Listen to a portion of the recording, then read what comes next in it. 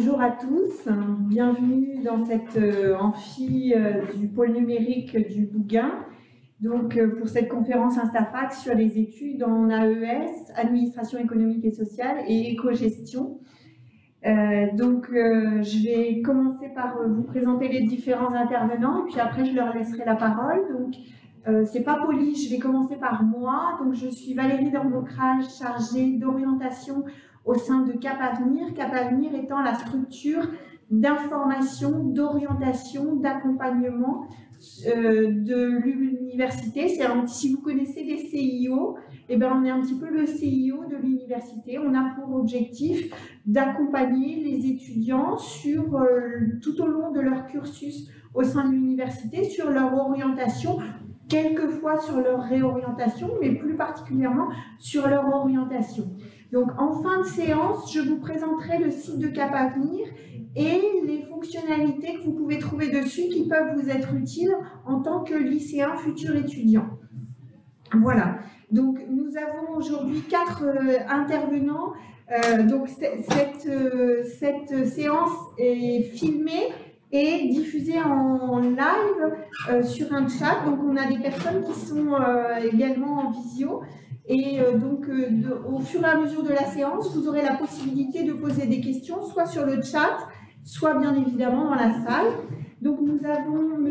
Robert, qui est directeur du département d'administration économique et sociale, M. L, qui est directeur du département d'économie et gestion, Aliénor, qui est étudiante, alors vous me corrigez Aliénor si je dis des bêtises, en 2e année d'AES. Oui, c'est ça. C'est ça. Et puis Cambi, qui est en 3e année d'économie-gestion. Donc, je vais commencer par laisser la parole à M. Hay, qui va vous présenter sa filière. Et puis, vous aurez bien évidemment la possibilité de poser vos questions lorsque vous le souhaitez. Je vais juste vous faire passer une petite feuille de présence sur laquelle je vous demanderai d'émarger. En fait, ça nous permet, nous, au sein de Cap Avenir, de voir quelles sont les personnes auprès desquelles on a pu diffuser l'information. Et puis, parmi celles qui se sont inscrites, quelles sont celles qui sont réellement présentes? Alors, ce n'est pas du tout pour faire du contrôle, c'est juste pour améliorer en fait les manifestations qu'on peut organiser pour faire diffuser l'information sur les filières de l'université. Voilà, je laisse la parole à M. Hay. Merci beaucoup. Bonsoir à toutes et à tous, et puis merci de votre présence. Alors, j'entame cette présentation, mais c'est une présentation chorale, en fait, au nom des 3 formations qui vous seront présentées, donc 3 licences générales, et on a bien précisé ici qu'on présente les 3 licences générales de l'UBO qui couvrent le domaine de l'économie, de la gestion et de l'AES. Il y a aussi d'autres formations qui couvrent l'économie et la gestion, mais qui sont des formations professionnalisantes comme l'adulte, mais ce sont d'autres sessions Instafac qui les présenteront. Donc c'est une seule présentation qui présentera les trois formations globalement. Alors, avant de présenter justement plus en détail ces différentes formations, d'abord quelques mots sur l'endroit qui vous accueille et donc l'établissement qui propose ces différentes licences. Il s'agit de l'UBO. L'UBO est comme vous le savez, une université qui est implantée essentiellement à Brest, mais qui a d'autres centres d'implantation à Quimper, à Morlaix, qui compte près de 23 000 étudiants sur l'ensemble de ces sites, qui est par un établissement d'enseignement supérieur de recherche, donc dont le corps professoral a la particularité d'être composé d'un grand nombre d'enseignants-chercheurs et d'enseignants. Et puis, on a 100 personnels d'enseignants, mais 12 personnels d'enseignants. Donc c'est quand même une grosse structure, un gros établissement, puisque nous avons pas loin de 300 formations allant de diplômes universitaires à des licences, au master, jusqu'au doctorat, donc comme toute université. Au sein de cette université, il y a différentes composantes et les 2 qui aujourd'hui nous intéressent sont d'une part essentiellement donc, la faculté de droit, d'économie, de gestion et d'AES, qui héberge 2 des formations qui sont présentées. Donc cette composante, cette faculté, qu'on appelle l'UFR, ou faculté faculté, ce nom donc, compte un peu plus de 10% des étudiants de l'UBO, il y a 2500 étudiants. Il y a 3 mentions de licence au sein de cette faculté, la licence de droit, bien sûr, et puis la licence économie-gestion et la licence AES. Différents masters sont proposés dans ces différents domaines, et puis également des étudiants poursuivent leurs études au-delà du master en doctorat au sein de différents laboratoires, et 2 laboratoires en particulier, le LABLEX, un laboratoire de droit et d'économie, et puis le MRG aussi un laboratoire de droit et d'économie. Comme l'ensemble des composantes de l'UBO, toutes les UFR, toutes les composantes de l'UBO ont des partenariats avec un grand nombre d'universités à travers le monde, en grande partie en Europe, et ceci en général permet aux étudiants de partir réaliser une partie de leurs études dans des universités à l'étranger, dans le cadre de mobilité d'études. L'autre composante est donc l'IAE, l'Institut d'administration des entreprises. Donc c'est une composante qui, elle, est spécialisée sur le domaine de la gestion exclusivement, qui donc est d'une taille moindre, avec essentiellement des formations en master, mais une formation en licence de gestion également, et donc compte 600 étudiants, 2 licences, une générale juridique, une autre professionnelle, et différents masters qui sont pour la plupart, donc même tous en alternance. Et de même, alors ce qui caractérise beaucoup l'IAE, c'est aussi l'ouverture de son corps professoral à des professionnels, ce qui est vrai aussi pour à peu près toutes les autres composantes, mais pas dans la même proportion. Alors, une fois que ceci est présenté, on va aussi cadrer un petit peu ce que sont les études qui nous sont proposées ici, puisqu'on a bien précisé qu'il s'agissait de licences générales.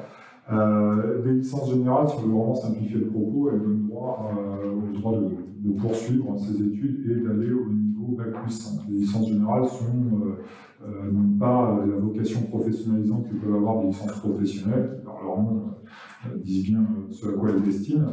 Ce sont donc des formations qui donnent des bases dans différents domaines essentiels, d'économie-gestion au sens large, pour ce qui nous intéresse aujourd'hui, mais elles ont vocation, en tout cas pour celles qui ont le diplôme, à leur permettre de poursuivre en master, donc de pousser les études au niveau Bac+5. Il est possible quand même, au terme de la 2e année de la licence générale, d'aller en licence professionnelle, et donc à ce moment-là de valider au bout de la 3e année une formation professionnalisante, mais quand même, si on regarde les flux, l'essentiel des flux, les étudiants qui diplôment les licences générales poursuivent dans leur très large majorité à un niveau Bac+5, master, sous différentes appellations, master sans E pour indiquer les masters qui sont délivrés par des établissements publics d'enseignement supérieur. Les métiers auxquels ils destinent sont vraiment très variés, ça c'est vraiment un des points importants. L'ensemble des formations qui sont présentées ce jour ouvrent des perspectives professionnelles dans un panel de domaines qui est vraiment très large, et aussi avec des taux d'insertion professionnelle qui sont parmi les meilleurs. Donc, en termes de facilité d'accéder au marché du travail, quel que soit le type de profession, sont très variés, et le type de domaine et aussi la perspective d'obtenir un emploi à très court terme, tout cela en fait est très bien pourvu pour les licences d'utilisation. Mais comprenez bien que les licences ne sont pas une fin en soi, mais un moyen d'accéder au diplôme de master. Donc, ceci, là aussi, pour continuer sur ce point, on s'inscrit ici donc, dans un système d'enseignement supérieur qui est maintenant normalisé depuis une vingtaine d'années au niveau européen, qui est le système européen de Bologne, et qui se distingue dans LMD, les 3 lettres, licence, Bac+3, master, on rajoute 2 ans, Bac+5, et puis pour celles et ceux qui le souhaitent, on peut pousser à Bac+8 en rajoutant au master 3 années de doctorat, et on devient docteur, et on a accès aussi à d'autres professions, notamment des professions dans le domaine de l'enseignement et de la recherche universitaire, mais pas que, l'expertise également. On part quand même avec une licence générale, je le rappelle, sur la perspective d'aller à l'horizon Bac+5 et pour des horizons plus courts, Bac+3, c'est plutôt des formations professionnalisantes type BTS, type licence pro, type BUT qui seront les plus adaptées. Les possibilités de poursuivre en master après des formations de Bac+3 professionnalisantes sont moindres que celles de licence générale. Alors, si vous voulez aller en master, le meilleur des aiguillages à faire est d'ores et déjà de s'inscrire dans une licence générale. Il y a beaucoup plus de facilité à aller en master, c'est même la vocation des licences générales d'amener en master. Pour les licences professionnelles, la perspective d'entrée en master sont quand même moindres, et aujourd'hui, je dirais, l'aiguillage, et même que la finalité normalement d'une licence professionnalisante est de se lancer sur le monde du travail et non pas de poursuivre en niveau master. Là aussi, c'est des choses assez importantes à bien avoir en tête dans les choix d'études supérieures que vous êtes amené à faire. Alors, les 3 licences qui nous intéressent donc, sont les licences AES, économie-gestion, et puis gestion. Je vais laisser mon collègue Ronan préciser. Donc, juste là aussi, pour rappeler ce que j'ai dit, ces 3 mentions donc, sont dispensées au sein de 2 composantes. Pour les 2 premières, dispensées au sein de la faculté de droit économie-gestion AES, et puis pour la dernière, au sein de l'IA. Donc, nous parlons bien de licence à caractère général, donc l'idée dès le départ étant de se préserver une possibilité de poursuite en master. Ça, c'est commun vraiment aux trois licences qui sont proposées. La spécificité de la licence AES, sans doute son point fort en premier lieu, c'est le fait qu'elle soit pluridisciplinaire. Donc, on ne va pas s'hyper spécialiser dans un domaine en particulier, mais on va vraiment développer des compétences multiples avec 2 parcours en L1. Effectivement, on a un parcours normal sur Brest et sur Quimper. Donc, nous avons 180 places sur Brest et 80 places sur le site de Quimper, donc en L1. Ça, c'est une particularité pour les étudiants qui aimeraient commencer leur cursus en fait, sur le pôle de Quimper. Par la suite, en revanche, en L2, là, tout le monde se retrouve, toute la cohorte se réunit en fait sur Brest. Donc L2, L3, ça se passe au niveau de Brest. Et il y a également un parcours LAS à 20 places maximum, qui se rajoute aux 180 places en fait sur Brest. On peut avoir en majeur en fait, donc la première, on peut suivre les cours de licence AES, et puis le samedi notamment, donc on peut avoir des cours complémentaires en fait, une sorte de mineur qui prépare au concours de santé. Je sais qu'il y a 2 ans, il y a eu une étudiante qui était d'ailleurs major de promotion en L2 AES et qui a obtenu son concours et qui a poursuivi avec des études vétérinaires. C'est donc une possibilité qui est offerte. Le parcours là, c'est différent du parcours PASS, parce que pour les étudiants qui s'inscrivent dans le parcours PASS, eux ont vraiment comme majeur la préparation au concours médical, avec une mineure dans une autre licence, qui leur permet d'ailleurs de faire valoir une équivalence et de poursuivre. Là, c'est très différent. Voilà, la majeure, c'est vraiment la licence qui est choisie, avec le droit aussi de présenter en fait le concours une fois sur chaque année du cursus, en L1, en L2, mais également en L3. Voilà, donc c'est une structure un peu particulière, 20 places maximum, mais qui est proposée sur Brest.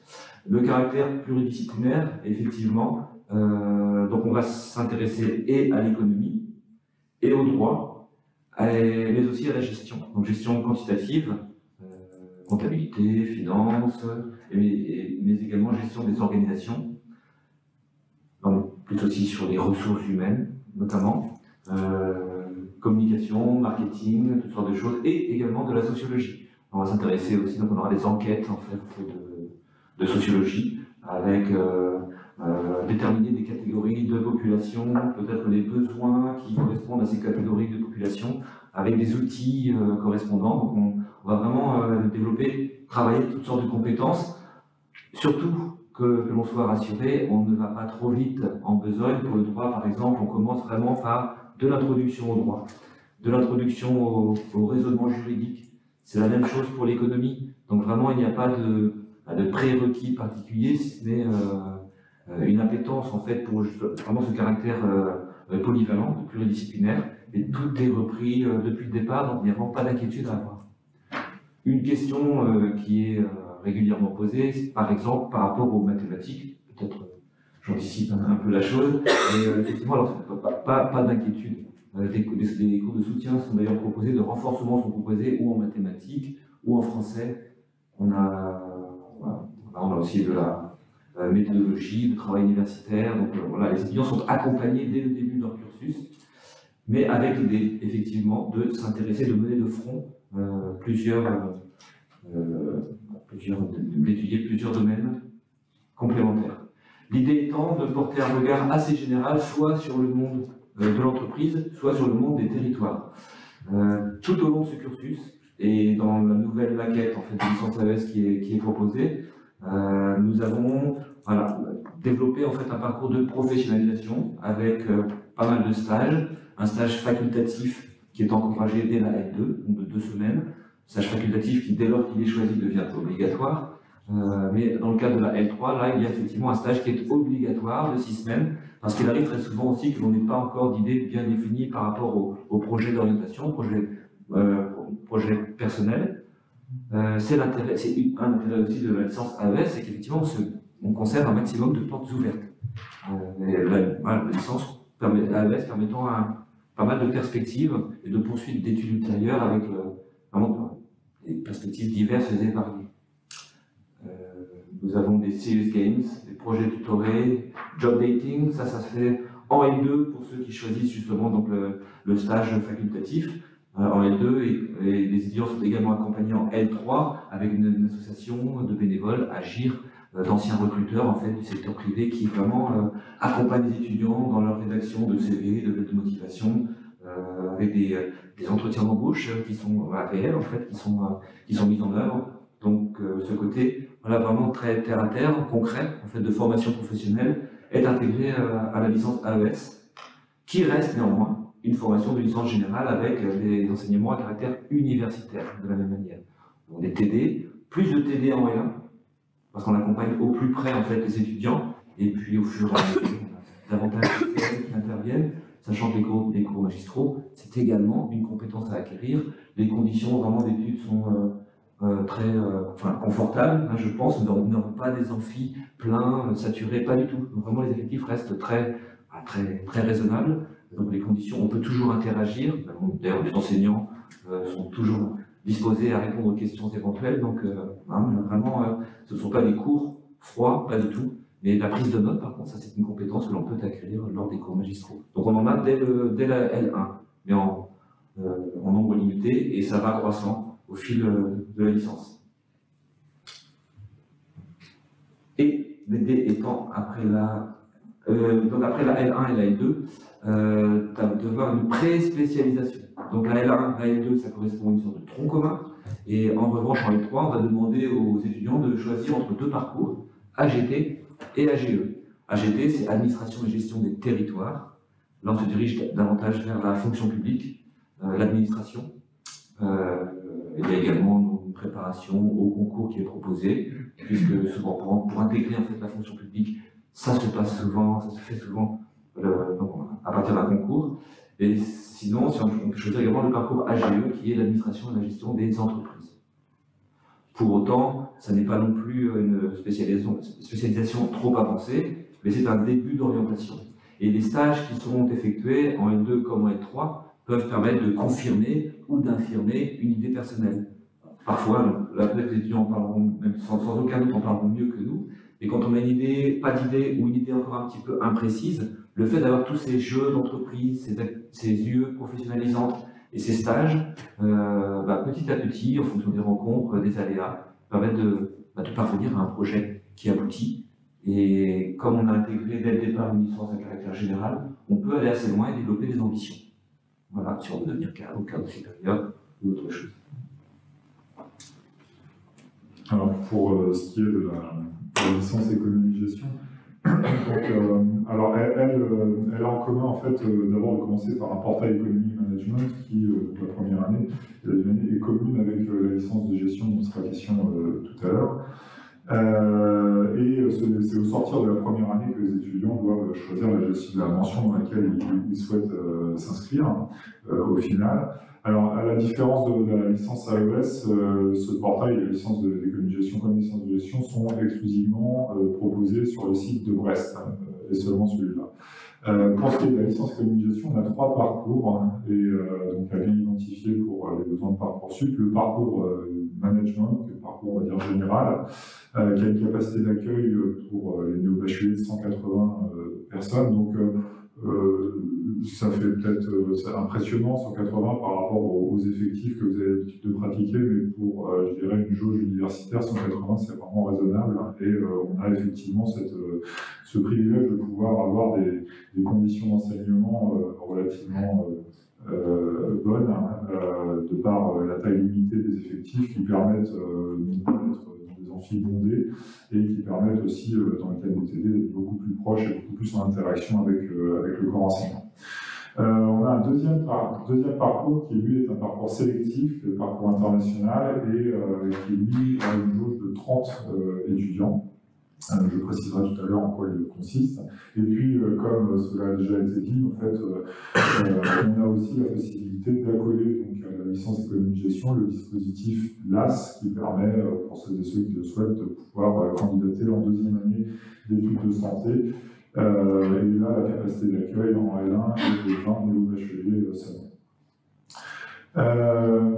Alors, la licence économie-gestion est une licence bidisciplinaire, comme son nom l'indique, et on a repris le même visuel que tout à l'heure pour mieux faire apparaître les différences. Vous pouvez voir que par rapport à la licence AES, les majeures sont un petit peu différentes. On va retrouver la composante de gestion, bien évidemment, en distinguant la gestion quantitative de la gestion des organisations, mais on retrouve également l'analyse économique qui est présente en AES, mais plus poussée, de par l'avantage d'heure, et puis le bloc aussi technique quantitative, qui est un mot qui englobe la maîtrise des chiffres, donc les mathématiques d'une part, et puis les statistiques d'autre part, mais attention, dans une optique appliquée. Comme l'a dit Ronan, il ne faut pas, les formations dans le domaine de l'économie de la gestion prennent une bien mauvaise réputation d'être assez exigeantes en mathématiques. Si cela était le cas, ça date quand même un petit peu, et les logiciels ne sont pas remis à jour. Le message doit être très clair. La maîtrise d'un simple niveau de première en mathématiques est suffisante pour commencer de façon confortable en première année universitaire. Le simple fait d'avoir fait des mathématiques jusqu'en première et d'avoir à peu près compris de quoi il était question est largement suffisant pour prendre le train en marche et pas beaucoup plus loin. Donc on n'est pas du tout sur quelque chose qui doit effrayer et conduire à ne pas sélectionner ces filières. Comme pour l'ensemble de nos licences, elle s'inscrit dans une logique de spécialisation progressive, c'est-à-dire que par un jeu d'options, en première année, j'ai envie de dire, c'est devenu obligatoire pour tout le monde, il y a très très peu de moyens de dénoter de ses camarades de première année, mais dès la deuxième année, par la construction des maquettes, chaque étudiant peut choisir certaines matières optionnelles et puis donner la coloration qu'il souhaite, découvrir, confirmer, selon un intérêt pour des matières.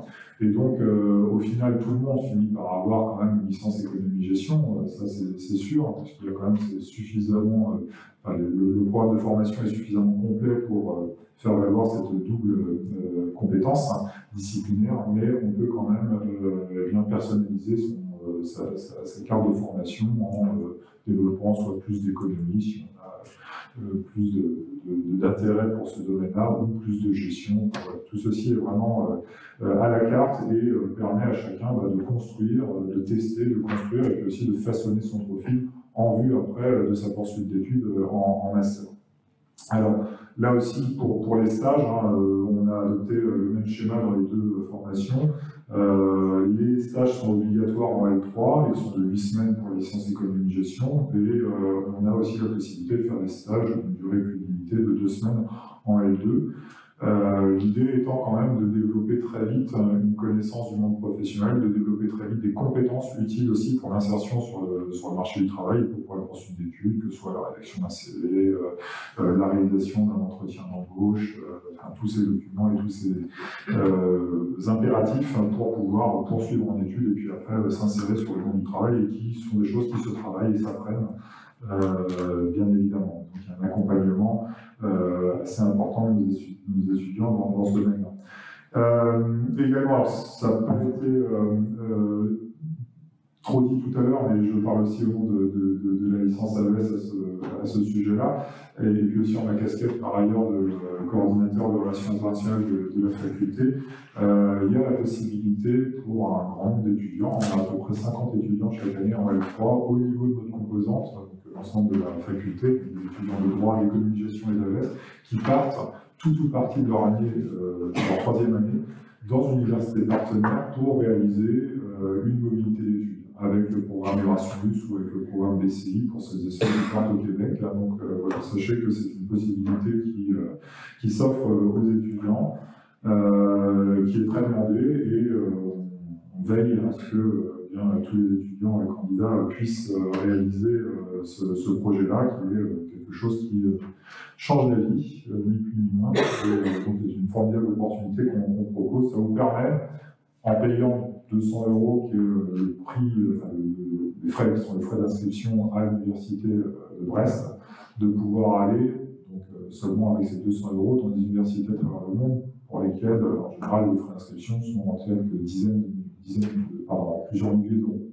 Donc c'est vraiment très très intéressant, et les étudiants qui le font sont ravis, voire ne reviennent pas, puisqu'ils trouvent leur voie sur place et ils continuent sur place. Qui plus est, on ne perd pas son temps puisqu'on peut valider les crédits ECTS correspondant à chacun des semestres passés dans l'université. C'est fait en lieu et place de la troisième année. Les étudiants qui font cela valident et font ça au titre de leur troisième année. Juste, on peut peut-être préciser ce que signifient les crédits ECTS. Oui, ce sont les crédits qui sont affectés en fait, à chaque unité d'enseignement, qui peut correspondre à une matière ou à plusieurs matières qui sont solidaires. Voilà, donc il faut valider donc les UE pour obtenir son semestre. On a 30 crédits ECTS par semestre, avec des systèmes de compensation. Donc on peut aussi avoir une faiblesse dans une UE, ça peut être compensé par d'autres. Mais effectivement, quand on part en Erasmus, on peut valider le semestre qu'on a choisi de faire à l'étranger ou l'année qu'on a choisi de faire à l'étranger. C'est pas un peu, en général, dans les faits, on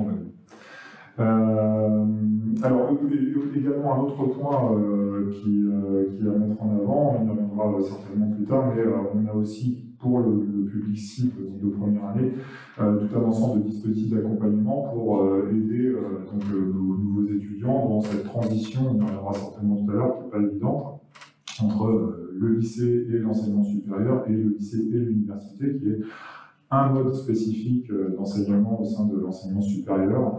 Donc pour aider les étudiants qui viennent juste d'arriver à développer les bonnes pratiques, on a tout un ensemble d'enseignements pour la méthodologie de travail universitaire, notamment des enseignements de remise à niveau pour certains.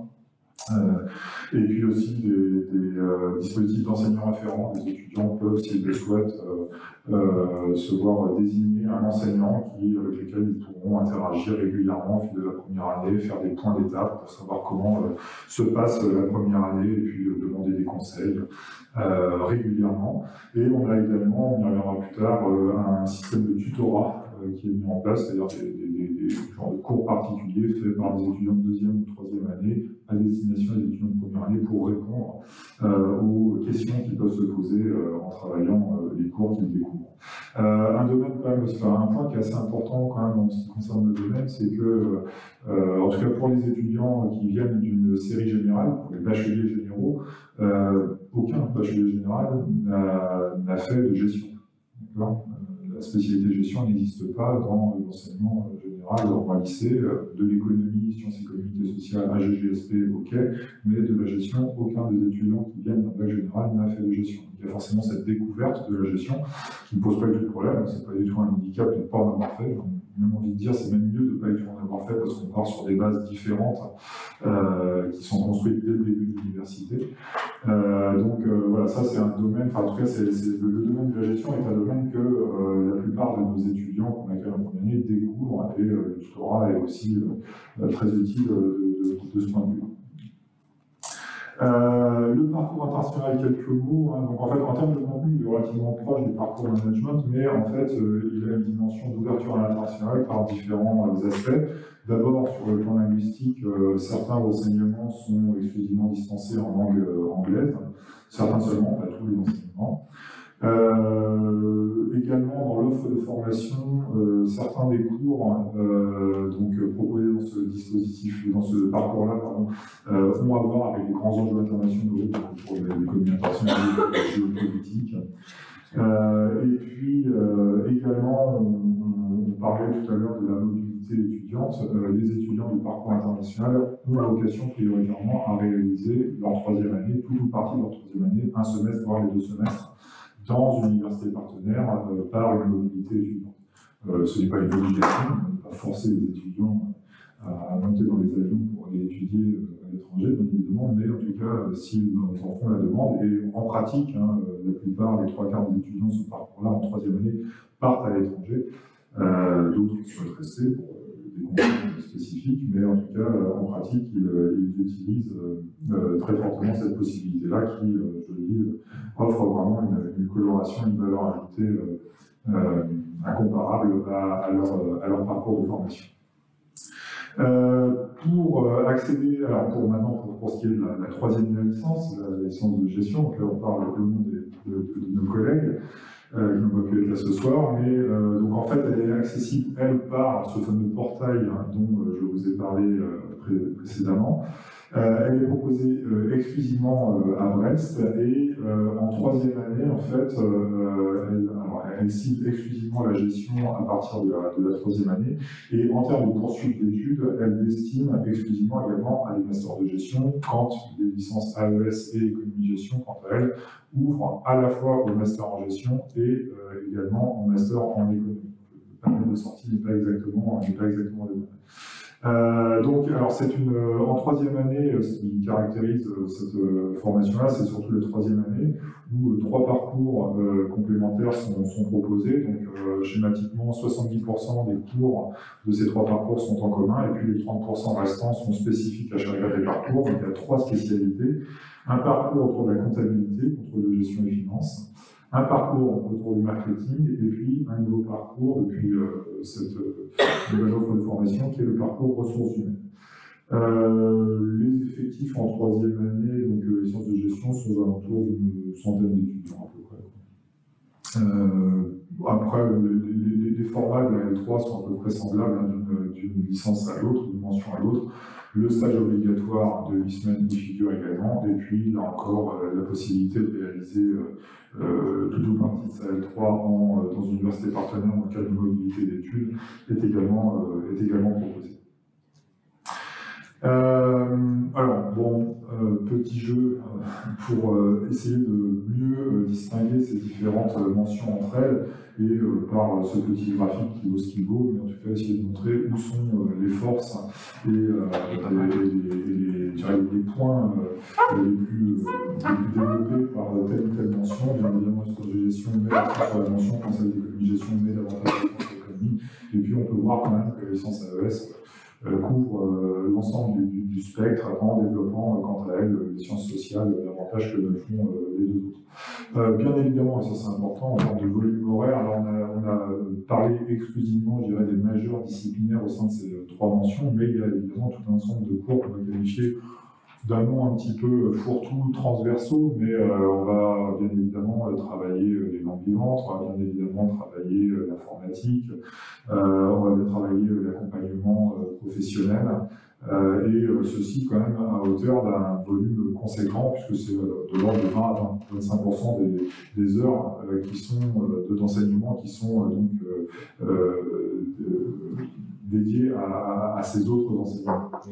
Sachant que, oui, c'était noté dans une diapositive précédente, et qu'on invite également à conserver une LV donc la possibilité reste offerte dans nos 2 licences, effectivement, avec des volumes horaires en langue vivante qui sont quand même très raisonnables, avec 20 heures en VLTB les prochains semestres.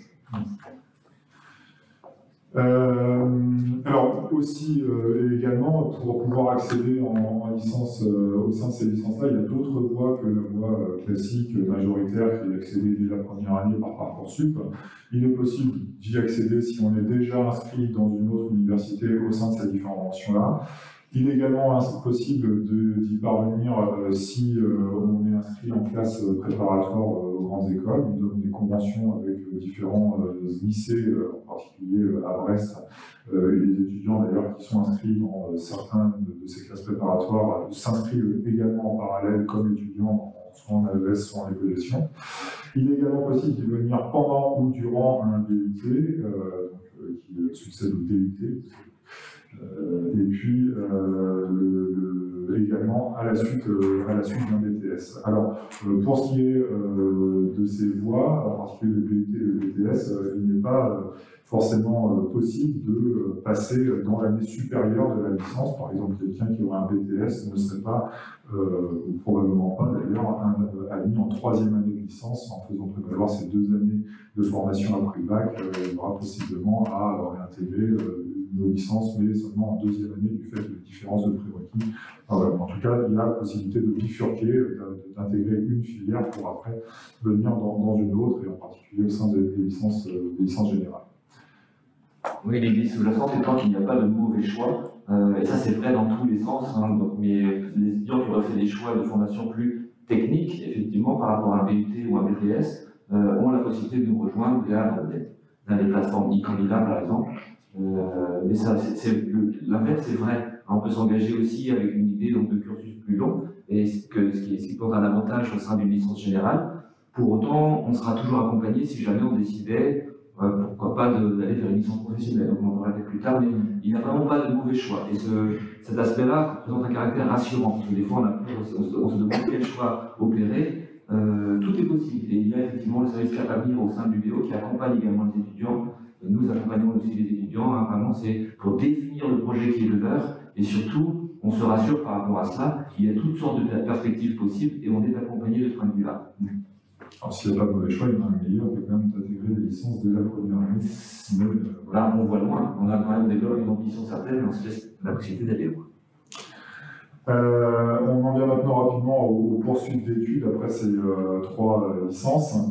Alors, très rapidement, mais comme cela a déjà été évoqué, il est possible effectivement de valider une formation Bac plus 3 et de se lancer après sur le marché du travail, et ceci, ce qui permet de le faire, sont plutôt les licences professionnelles. Donc elles s'intègrent, alors c'est un petit peu en train de changer depuis quelques années, il en subsiste quelques-unes.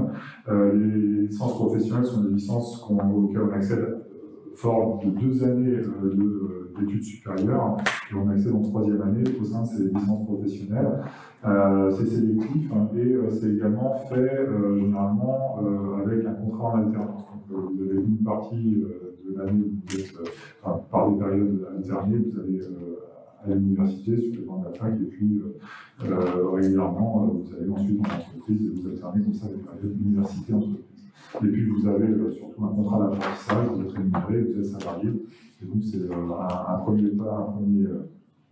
pas dans le monde du travail qui est vraiment très intéressant. Alors, des licences professionnelles, il y en a beaucoup, pas simplement qu'à l'UBO, mais on va ici présenter celles qui sont proposées à l'UBO dans le domaine de l'économie de la gestion. Elles sont situées un peu partout. Pour ce qui est de notre composante, nous avons une licence au métier de l'immobilier.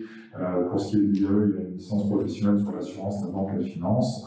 À l'unité de Morlaix, une en commerce et distribution. À l'unité de Quimper, une en gestion du personnel et de la paie. Il y a tout un ensemble de licences professionnelles, mais vous pouvez également en avoir dans d'autres établissements que les universités. Pour valider des compétences de technicien supérieur, à faire valoir très directement sur le marché du travail.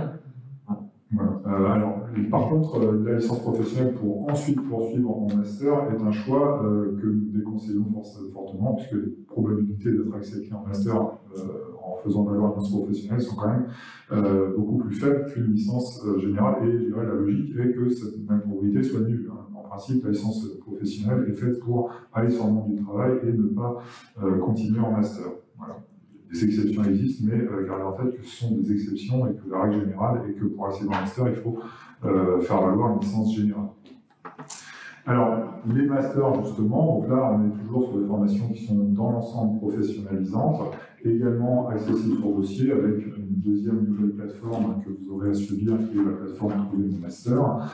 La plupart des masters aujourd'hui s'ouvrent à l'alternance, et là, à terme, à partir de la rentrée prochaine, en 2024, tous les masters de notre composante à l'UFR, comme tous les masters de l'IAE, sont proposés en alternance.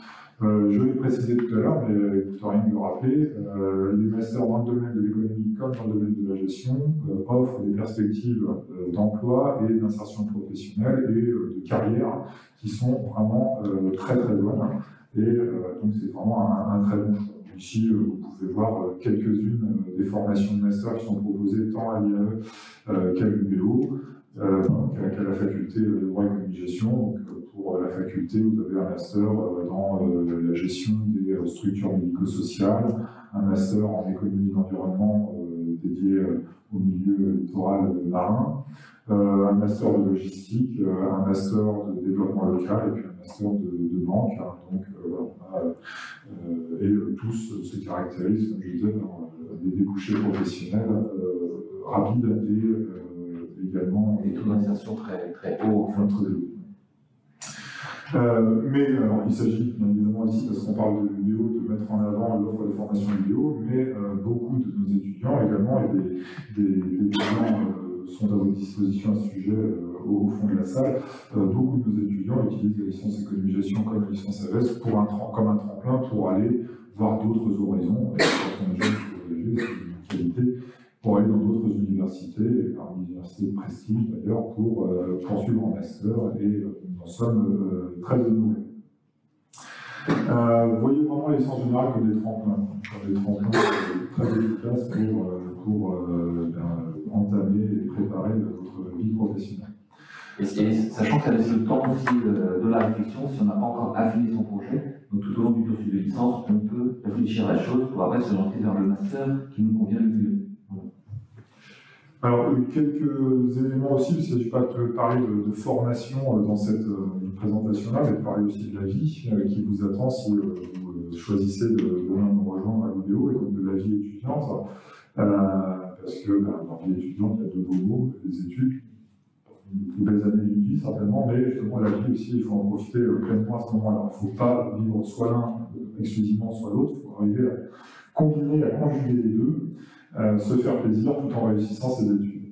Alors, pour ce qui est de l'université jouit aussi d'une mauvaise réputation d'être un lieu où on est livré à soi-même, dans l'isolement le plus total, loin de ses parents. Alors oui, c'est vrai, il y a l'apprentissage de l'autonomie, parce qu'en général, on est loin de ses parents, mais c'est là où on noue quand même des amitiés assez profondes et durables et nouvelles.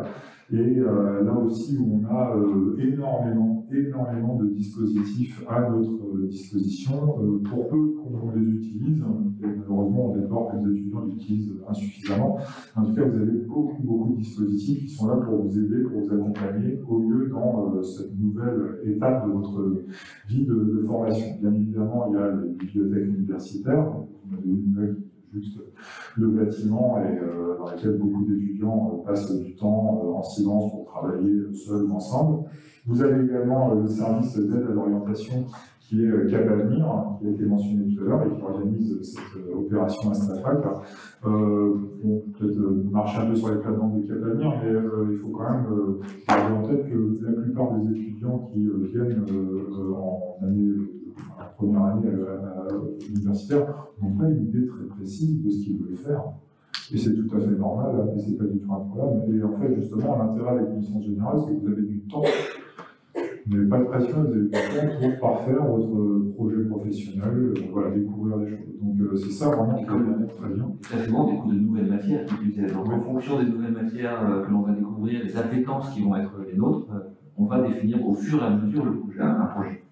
Donc Cap Avenir est justement un service de notre université qui est très utile pour aider justement nos étudiants qui ne savent pas forcément quoi faire, à mûrir leur projet. Et donc il y a beaucoup de ressources à cet égard qui sont proposées par Cap Avenir. On parle d'orientation, on peut même parler de réorientation, qui n'est pas du tout un mauvais mot. On ne peut pas parler d'échec si on se réoriente, si on fait une licence AES en première année, puis on se rend compte que ce n'est pas forcément ce qui nous plaît. On n'a pas perdu son temps si on a, pendant cette année, cette première année, on a non seulement réalisé que la mention dans laquelle on s'est inscrit ne nous correspond pas, mais si on a déjà identifié une nouvelle mention dans laquelle on pourra prolonger, enfin, s'inscrire l'année suivante et donc rebondir. Donc vraiment, voilà, il faut vraiment vous dire qu'on n'attend pas des étudiants qui savent pourquoi exactement ils sont là. S'ils le savent, tant mieux, c'est un point fort. Mais en tout cas, c'est pas du tout un point faible de ne pas du tout savoir pourquoi on vient. Moi, le premier, je ne savais pas du tout que j'allais aller à la fac, que j'allais faire de l'économie, et j'y suis toujours. Et j'enseigne l'économie, et c'est comme ça que les choses se sont faites, et voilà, par un heureux concours de circonstances, et c'est souvent comme ça que les choses se font dans la vie, et se font bien, et bien ça s'est fait. Donc il ne faut vraiment pas être, il ne faut pas avoir d'angoisse, il n'y a pas de mauvais choix, et puis il faut prendre ce temps qui vous est donné pour réfléchir, et les services et les dispositifs qui sont à votre service, il faut s'en emparer. Pour rebondir sur ce que dit Julien, effectivement, là encore, il n'y a pas de mauvais choix, on est accompagné et il y a des dispositifs de passerelle qui sont proposés entre économie-gestion et AES, dans un sens comme dans l'autre, OS1, OS2, mais encore OS3, il est possible de changer de filière. Quand on s'aperçoit qu'en fait, on est davantage, par exemple, on voudrait s'hyper spécialiser en économie, par exemple, on peut aller vers l'économie-gestion. Ou alors, si on veut aller vers des choses plus polyvalentes, on peut aller vers l'AES. Il existe également des passerelles en fait vers le droit, donc S1, S2, pas OS3, sinon ça deviendrait beaucoup trop complexe, parce que là on aurait un manque de prérequis, mais on peut être accompagné OS1 et OS2 pour intégrer une licence de droit. Et c'est arrivé. En AES, on a une étudiante qui valide son master DPT en droit, parce qu'elle s'est aperçue assez rapidement dès la L2, en ayant aussi de bons résultats, que c'est vraiment le droit qui la passionnait. On accompagne les étudiants en ce sens, dès lors que le projet s'affine et part dans une direction légèrement différente. Juste une petite précision, S1, S2, S3, ça veut dire semestre 1, semestre 2, semestre 3, puisque les années sont organisées non pas en trimestre, mais en semestre. Je reconnais un peu sans excuse. Alors bien évidemment, il y a aussi les services incontournables, les CLOUS et les CROUS, qui sont les services qui dispensent des restaurants universitaires ou des cités universitaires, qui s'occupent aussi d'attribuer les bourses sur critères sociaux. Pour tenir compte des spécificités individuelles, on a différents dispositifs. Un dispositif en diversité qui permet à des étudiants donc, de faire valoir un handicap sous une forme ou une autre et de bénéficier d'un accompagnement, soit d'un service de prise de notes en cours, soit d'un tiers-temps lors des périodes d'examen. D'avoir en tout cas un environnement et des conditions d'enseignement qui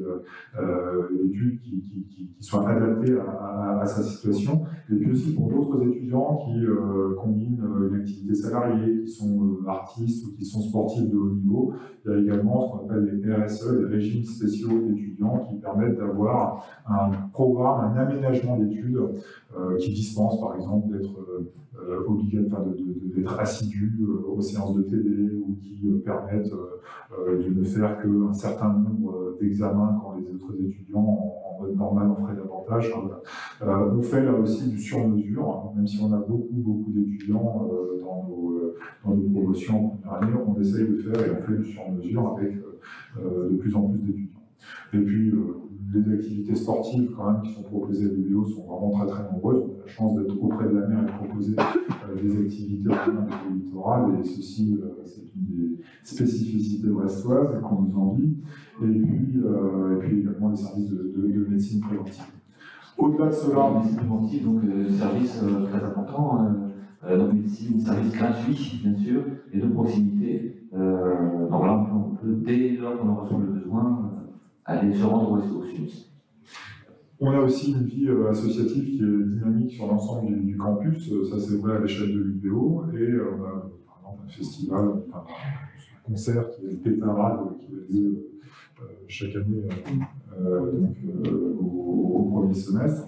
Mais ensuite, chacune des formations a sa propre association étudiante. Donc pour l'AES, ce sera l'association Agora.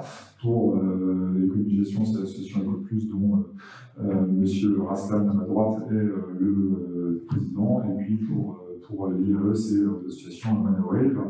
Et je vous laisserai tout à l'heure présenter plus spécifiquement ce qui est proposé et en quoi justement ça contribue fortement à la qualité et à l'accueil de nos formations et à l'accueil de nos étudiants. Alors, une petite question peut-être en pensant à vous, est-ce que les études en économie-gestion en ES, est-ce que c'est pour vous? Bon, d'abord, quelques éléments quand même à bien avoir en tête. Comme toutes les licences générales, quand même, le profil de bac qui est le plus adapté est le bac général, la série générale. Donc, en termes de taux de réussite, que les choses soient très claires, les taux ne sont pas les mêmes selon que vous avez fait une filière professionnelle, une filière technologique ou une filière générale. Les licences générales sont faites pour, avant tout, et sont plus adaptées pour, et plus conseillées pour les titulaires d'un baccalauréat général. Le choix des mentions peut jouer, mais l'intérêt quand même d'une filière générale est cette capacité quand même à pouvoir raisonner plus facilement, à pouvoir faire preuve plus facilement d'abstraction, qui sont des compétences quand même assez importantes en premier cycle universitaire. Également, alors, les compétences qui sont attendues sont des compétences quand même d'expression, orale comme écrite, hein, de l'argumentation, de synthèse, de raisonnement. Comme on le disait, on ne va pas se mentir, il y a besoin quand même de manier les chiffres. Les domaines de la gestion de l'économie nécessitent de manier les chiffres, de savoir ce que dit un chiffre, de pouvoir l'interpréter. Donc il faut avoir suffisamment de compétences de ce point de vue-là, mais je répète, un simple niveau consolidé de mathématiques, niveau première, est suffisant pour engager une licence AES comme une licence économie-gestion. En termes de type d'apprentissage ou de type d'apprenant, il est clair que l'université est davantage faite pour vous si vous êtes capable de travailler de façon autonome, comme collectif, mais quand même cette capacité à se prendre en main, parce qu'on vous prend pour ce que vous êtes, à savoir des personnes de 18 ans, majeurs, responsables, donc vous avez une confiance dans votre capacité à travailler par vous-même.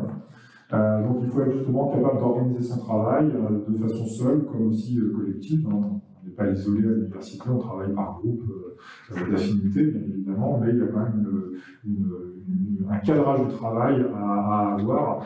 Il y a beaucoup moins d'évaluations, moins régulières qu'au lycée, donc moins d'échéances qui vous feraient peut-être avancer. Donc c'est à vous de trouver, c'est à l'étudiant quand même de se donner ce rythme-là pour travailler de façon régulière autant que possible l'ensemble des différentes matières.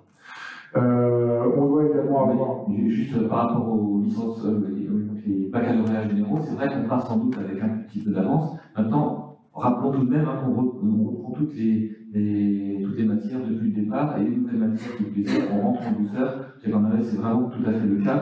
Avec une licence technologique, on peut tout à fait réussir sans aucune difficulté. Mais vraiment, l'élément essentiel, c'est l'assiduité, le fait d'être présent en cours, ça compare avec la vie étudiante, et c'est vraiment un bel aspect des choses aussi.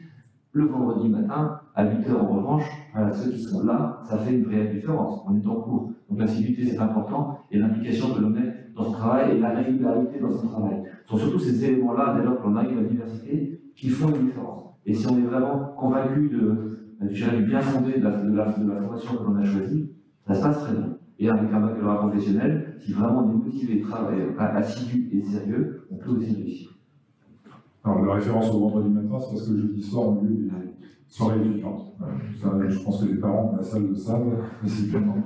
Les autres ne savent pas encore, et pour je ne sais quelle raison, il y a moins de monde le vendredi matin. Je ne sais pas ce qui se passe entre le jeudi soir. Mais si on est en cours, c'est très bien. Alors, également, très très rapidement, mais comme le disait Roland, il ne s'agit pas de dire surtout que les 3 mentions sont exclusivement réservées aux bacheliers généraux, non. La preuve, et les bacheliers d'autres filières réussissent avec moins de taux de réussite, quand même, il faut le reconnaître. Et en tout cas, on a mis en place pour les étudiants qu'on identifie comme étant moins bien dotés pour s'engager en licence, des dispositifs en première année pour les accompagner. Il existe par exemple un dispositif de soutien dans la filière économie-gestion qui cible par exemple les néo-bacheliers autres que généraux, et puis pour les bacheliers généraux, celles et ceux qui n'auraient pas de résultats suffisants dans les fondamentaux, en mathématiques, en français par exemple, eh bien ils sont aussi invités à suivre, et d'ailleurs ils sont acceptés à condition de suivre ce dispositif de remise à niveau pour consolider justement leurs acquis dans ces domaines-là. Et il ne s'agit surtout pas de stigmatiser, mais vraiment d'attirer l'attention sur l'importance quand même d'avoir des prérequis, des bases, vraiment de base en en expression orale, écrite, en mathématiques, là aussi un niveau basique. Mais voilà, on identifie les profils qui sont jugés un peu fragiles et pour lesquels il faut avoir ces dispositifs de remédiation pour leur permettre d'avoir davantage de perspectives de succès. Après, nous voyons également les plateformes autodidactes et Voltaire, dans le cadre de la méthodologie du travail universitaire notamment. Donc, c'est tout ce qui est de l'ordre de l'expression, que ce soit écrite ou orale, c'est travaillé. Donc, voilà, donc on peut aussi progresser tout au long de son cursus. Alors, très rapidement, pour réussir la transition entre le lycée et l'université, parce que je pense quand même que ça, c'est vraiment le gros chantier, le gros sujet quand même pour une première année d'études, en particulier à l'université. Il y a 3 conseils, effectivement, une méthode de travail adaptée qu'il faut avoir, c'est-à-dire l'assiduité. Vous n'allez pas être forcément, enfin en tout cas pour les cours en amphithéâtre, il n'y a pas quelqu'un qui se charge de vérifier que tout le monde est là, et si vous n'êtes pas là, ben, tant pis pour vous, mais en tout cas on s'en n'aime pas plus que cela. Par contre, en TD, l'assiduité est bien prise en compte et sanctionnée. Il faut travailler régulièrement, évidemment, suffisamment, préparer donc, en amont, et puis travailler en complément également de ce qui est demandé. Il ne s'agit pas de faire strictement et seulement ce qui est demandé à faire en TD, mais toujours faire un peu plus, parce que c'est un peu plus quand même qui est déterminant. Également en tirant profit des différents dispositifs dont on a déjà parlé, qui sont mis en œuvre dès la L1, et puis également en vous appuyant sur tout un ensemble d'interlocuteurs avec lesquels vous interagissez au quotidien, les enseignants bien évidemment, l'équipe qui encadre chacune des formations, donc la direction du département comme la direction des études. Il y a des étudiants délégués également qui servent de courroie de transmission, et puis les associations étudiantes, et puis également les personnels de la scolarité qui sont nombreux et puis qui répondent à les différents services de l'université qui sont aussi à la disposition et au service des étudiants. Donc cette idée sur laquelle on est un petit peu seul livré à soi-même à l'université est vraiment à gommer, puisque en fait vous avez énormément de dispositifs, encore faut-il les solliciter, ça c'est un point assez important. Alors, si vous voulez voir un petit peu à quoi ressemble une semaine de cours, eh bien, voilà un petit peu, je dirais, la volumétrie type pour une semaine de cours en première année en économie-gestion ou en AES. Donc, ça peut commencer dès 8h et puis ça peut finir à 17h45, voire des fois, mais rarement vers 20h. Il y a des plages libres pendant lesquelles, justement, on peut faire un peu ce qu'on veut. Alors, on peut pas faire n'importe quoi, mais vous pouvez prendre du temps pour vous, mais vous pouvez aussi passer du temps à préparer vos TD ou à travailler au cours régulièrement dans les différentes salles qui peuvent être à votre disposition, comme à la bibliothèque universitaire. Et puis, pour terminer, et on aura passé l'ensemble du diaporama, mais comment est-ce qu'on peut candidater? Alors, pour intégrer ces différentes licences, vous devez passer forcément par la plateforme Parcoursup. Elle est déjà accessible, au moins pour présenter les différentes formations, pas encore pour réaliser des vœux, ceci va pas tarder à arriver, mais si vous allez sur le moteur de recherche, donc par le menu rechercher une formation sur Parcoursup, vous tapez les 3 mots-clés économie, gestion, presse, pas plus que ça. Vous allez avoir alors tout un ensemble de formations, parmi lesquelles, pas seulement celle-là, mais tout un ensemble de formations parmi lesquelles, 6 choix. Qui vous permettront de cibler en fait pour la L1 AES, si vous voulez aller à Brest ou à Quimper, si vous voulez accoler ou pas le dispositif LAS, donc le dispositif de médecine. Et puis pour la licence économie-gestion, il faut passer par le portail économie-gestion et management, et vous aurez soit accès au parcours international, soit accès au parcours général avec éventuellement l'ajout du parcours santé. Voilà, donc c'est là aussi pour vous présenter un petit peu les différentes modalités qui apparaîtront donc, sur la plateforme Parcoursup et bien cibler celles, je dis bien celles au pluriel, vous pouvez cibler différents, par exemple vous pouvez candidater et au parcours général économie-gestion comme au parcours international et également en première année AES, à Brest comme à Quimper. Vous pouvez faire l'ensemble de ces choix, il n'y a aucun problème par rapport à ça. À la fin, vous serez possiblement que dans une seule. Petite remarque technique, on a souvent un classement qui apparaît. Il est surtout indicatif, donc c'est vrai qu'il y a des classements en fait, qui sont demandés, donc les dossiers sont classés. En revanche, c'est plus indicatif qu'autre chose, effectivement, toutes nos filières, à part la filière parcours international, qui est sélective, à 30 places maximum, les autres ne le sont pas. Et nous n'arrivons très honnêtement jamais à saturation, donc il n'y a pas d'inquiétude à avoir quant à l'inscription, in fine. Le dossier sera sélectionné et le classement est surtout indicatif. Et sur la base des années précédentes, tous les étudiants qui ont candidaté à différents parcours, sauf le parcours international qui est sélectif, mais tous les étudiants ont été classés. Enfin, certains ne sont pas classés pour différentes raisons, parce qu'ils ne remplissent pas les conditions, donc, voilà, mais c'est vraiment ici marginal. Mais pour l'essentiel des étudiants, ils sont classés et ils sont appelés du premier au dernier. Voilà. Donc, les premiers sont appelés en premier, et puis on descend à la file d'attente à mesure des places sont ouvertes. Mais en tout cas, pour les dernières éditions de Parcoursup, tous les étudiants qui ont été classés jusqu'au dernier ont été à un moment donné appelés, plus ou moins tôt, plus tard pour les derniers, bien évidemment. Si on regarde quand même un petit peu ce qui est pris en compte justement par Parcoursup, pour les titulaires de baccalauréat général, on va regarder, alors ici c'est vraiment dit dans des termes très très larges, mais on est très attentif au tronc commun qui constitue d'un point de vue quand même un gage de solidité académique autour du français, des mathématiques, pardon pas de mathématiques, de l'histoire géo, de l'anglais et enfin, de la LV1 et de la LV2. On va aussi regarder le choix et les notes obtenues aux spécialités. Ça c'est important. Il y a des spécialités qui sont davantage adaptées que d'autres, et donc qui permettent d'être un peu mieux classées. Pour la sciences économiques gestion, ça va être sciences économiques et sociales, ça va être AGGSP par exemple, notamment. Mathématiques également, avoir fait des mathématiques au moins jusqu'en première est un avantage. Mais ça n'apporte rien de plus si vous avez fait au-delà. Si vous n'avez pas fait de mathématiques jusqu'en première, ce sera quelque chose qui vous classera un petit peu moins bien. Pour les étudiants, pour les candidats qui viennent des séries technologiques comme professionnelles, on va aussi regarder, parce que cela est commun, le tronc commun français, histoire géo, anglais, et puis on va regarder, alors ça dépend aussi des spécialités du baccalauréat, mais si au sein des mentions il y a des matières en lien avec l'économie et la gestion au sens large, et l'AES, on va aussi les prendre en compte.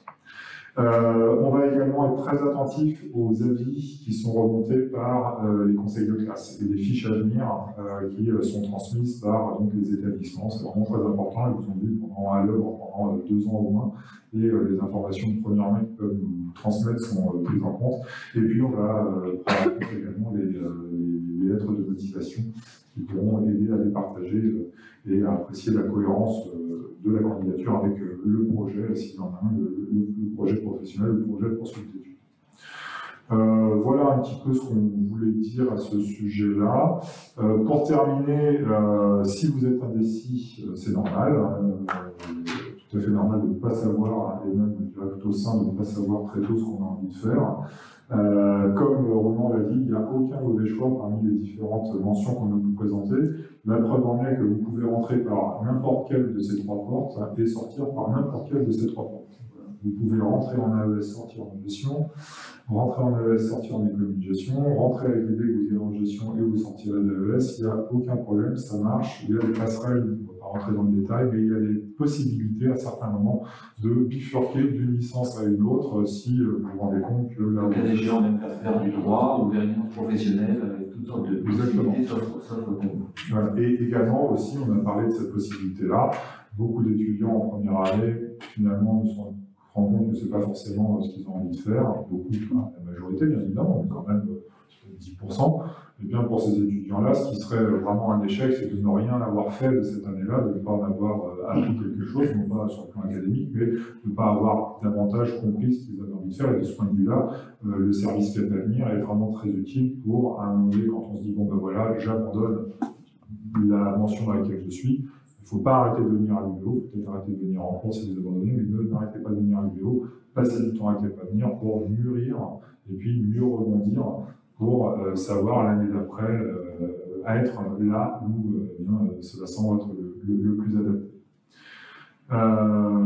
Voilà ce qu'on avait à vous dire. Alors aussi, si vous voulez avoir plus d'informations, il y a des questions et puis aussi les interventions donc, de nos deux étudiants qui vont compléter ce qu'on a pu vous dire un peu longuement, mais on a aussi d'autres opérations de communication, hein, le salon Azimut qui se tient donc, du 25 au 27 janvier à la Pinfeld, les journées portes ouvertes qui se tiennent le 10 février à Quimper, au pôle universitaire Pierre-Jacques Lézélias, et puis le 17 février, la semaine suivante, à Brest. Donc, vous serez accueillis à bras ouverts donc, dans les locaux.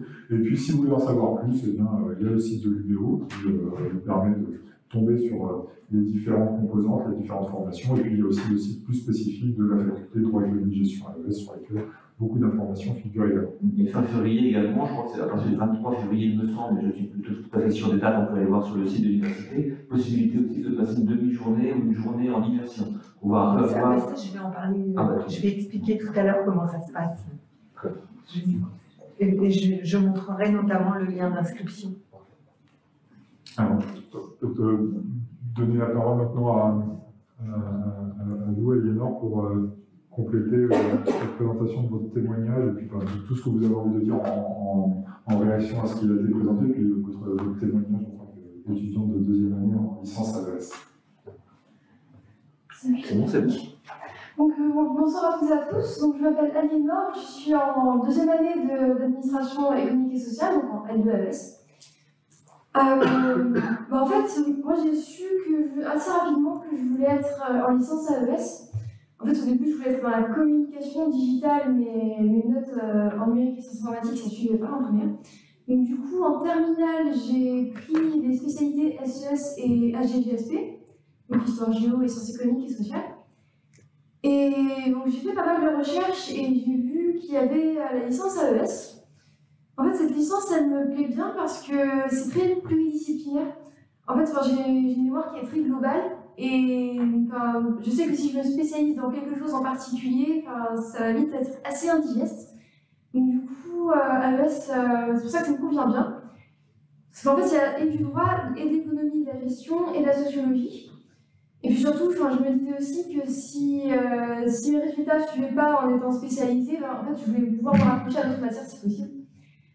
Et donc, en fait, ce que je m'étais dit aussi, c'est qu'il fallait que je me prépare en fait, à l'université.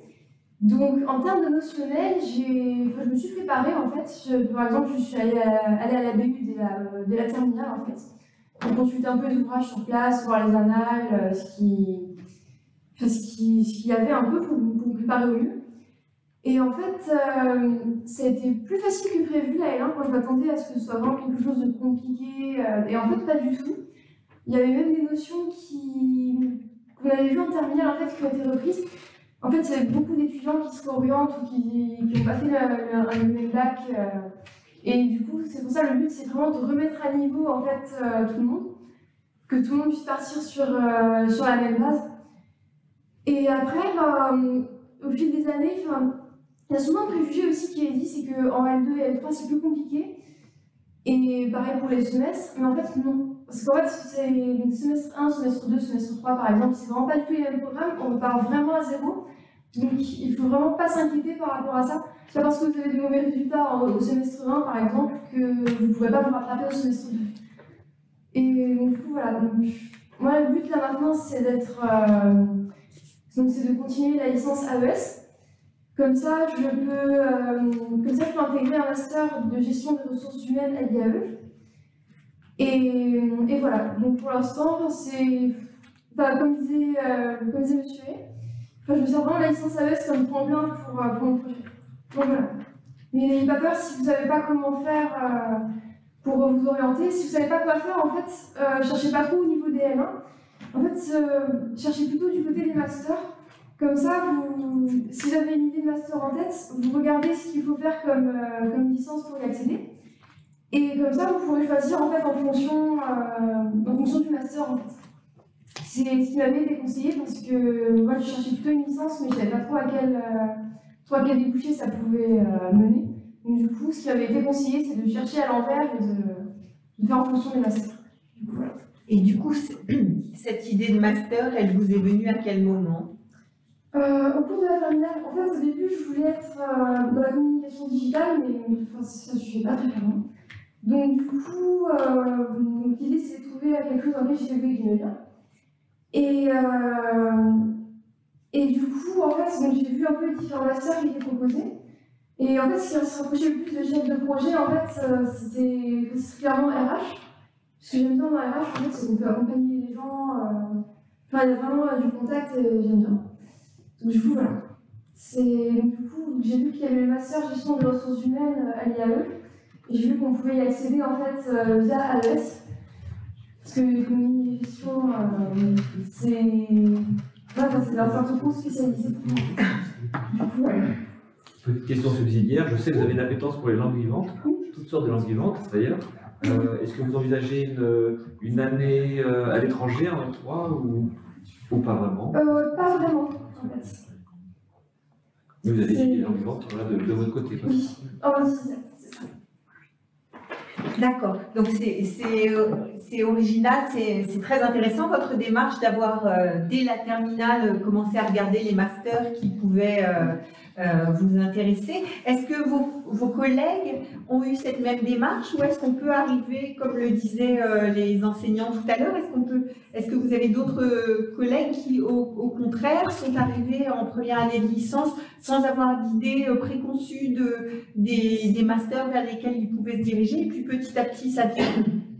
En fait, en première année, il y a beaucoup de personnes qui se sont orientées et qui allaient vers AES parce que, voilà, c'est pas tout ce qu'ils allaient faire, c'est pluridisciplinaire et que comme ça, ils savent pourquoi ils sont là, en fait, ensuite. Mais oui, en fait, parce qu'il avait été dit une fois dans une réunion, c'est que 50% des personnes, en fait, choisissaient AES en première intention, on va dire, y compris même en réorientation, etc. Parce qu'il y a beaucoup de personnes qui choisissent AES parce qu'elles confondent avec l'éco-gestion aussi. Et en fait, il n'y avait pas beaucoup de personnes qui faisaient en fonction du master. L'idée, c'était vraiment plus d'avoir une première année dans l'enseignement supérieur. Alors après, je ne sais pas comment c'est dans d'autres lycées, mais je sais que dans le mien, ça a été vraiment considéré comme une voie de dernier recours, l'université. Alors que moi, l'université, pour moi, c'est vraiment le premier choix parce qu'il y a énormément d'autonomie. Et puis surtout, s'il y a besoin, on peut être accompagné, mais si on a besoin aussi de plus d'autonomie, on peut l'avoir. Et en plus, moi je sais que je suis quelqu'un qui adore énormément pouvoir anticiper. C'est pour ça que je me préparais en fait par rapport au master aussi. Et parce que l'idée en fait avec les études supérieures et l'enseignement supérieur, de manière générale, c'est de pouvoir accéder à un travail ensuite. Et c'est vraiment dans cette optique-là aussi que je me suis mise à voir un peu les différents masters qu'il y avait pour ensuite voir les licences. D'accord. Et juste une petite question, vous insistez sur cette autonomie qu'il est indispensable d'avoir à l'université et pour laquelle on peut avoir beaucoup de plaisir aussi à avoir à gérer cette autonomie. Est-ce que comment vous avez vécu les premiers mois à l'université? Comment vous vous êtes organisé? Comment vous avez trouvé votre méthode de travail? Alors moi, je sais que j'ai une mémoire qui est très visuelle et très auditive en fait. C'est-à-dire que moi, ce qui marche, c'est vraiment de lire les cours et à voix. Donc je sais que je fais comme ça. En fait, je sais que les matières, on avait des TD, je voyais le cours avant de faire le TD. Et les cours où on n'avait pas de TD, j'essayais de les voir au moins 1 à 2 fois dans la semaine. Et comme ça, le jour du partiel, en fait, ça allait tout seul. Et en fait, je sais que je travaillais énormément à la BU. Et dès que on peut remarquer que je faisais vraiment en fait du 8h, 18h. En fait, c'est-à-dire que si j'avais un trou en fait dans ces horaires-là, j'allais à la BU pour travailler. Et du coup, voilà. D'accord. Et donc vous avez trouvé rapidement votre méthode de travail. Et si vous aviez eu des difficultés, vous auriez pu faire appel aux associations ou comment ça se passe? Alors en fait, c'est quand vous parlez bien en termes académiques, c'est ça? En termes d'organisation du travail, de comprendre le fonctionnement du travail, on a eu la méthodologie du travail universitaire en premier semestre. Et donc, du coup, l'enseignant nous a vraiment expliqué comment faire, parce qu'on a une séance qui est dédiée justement à l'emploi du temps. Et Et enfin, ça aide vraiment beaucoup. On a même une séance sur la prise de notes.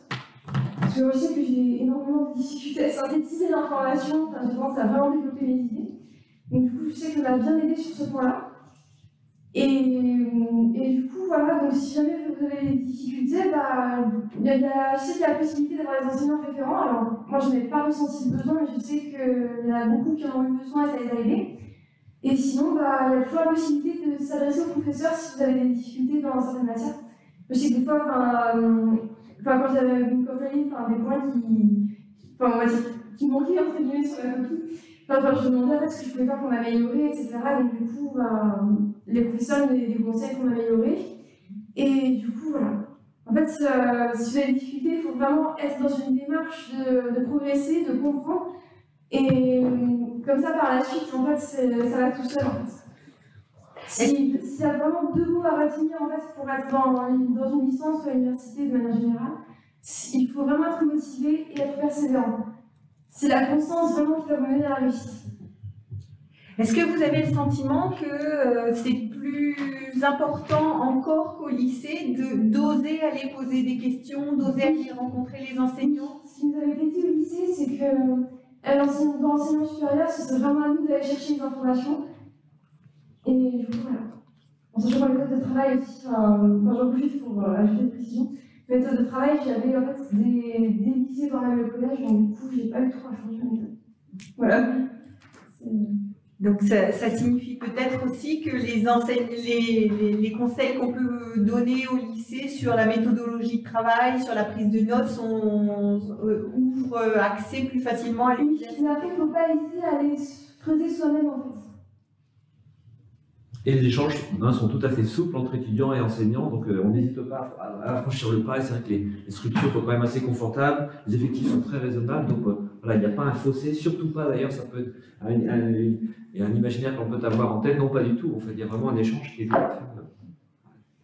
à fait souple. Mais voilà, n'ayez vraiment pas peur en fait, d'aller chercher les informations par vous-même, d'aller voir à la BU, même si vous êtes au lycée par exemple. Enfin, je sais que il y avait des étudiants qui me demandaient un peu où j'étais. Moi, je pensais que j'étais au lycée, je sais que ils pensaient que j'étais stressée, alors qu'en fait pas du tout, c'est juste que je cherchais des informations. Donc n'ayez vraiment pas peur de ce préjugé-là qu'on peut vous coller entre guillemets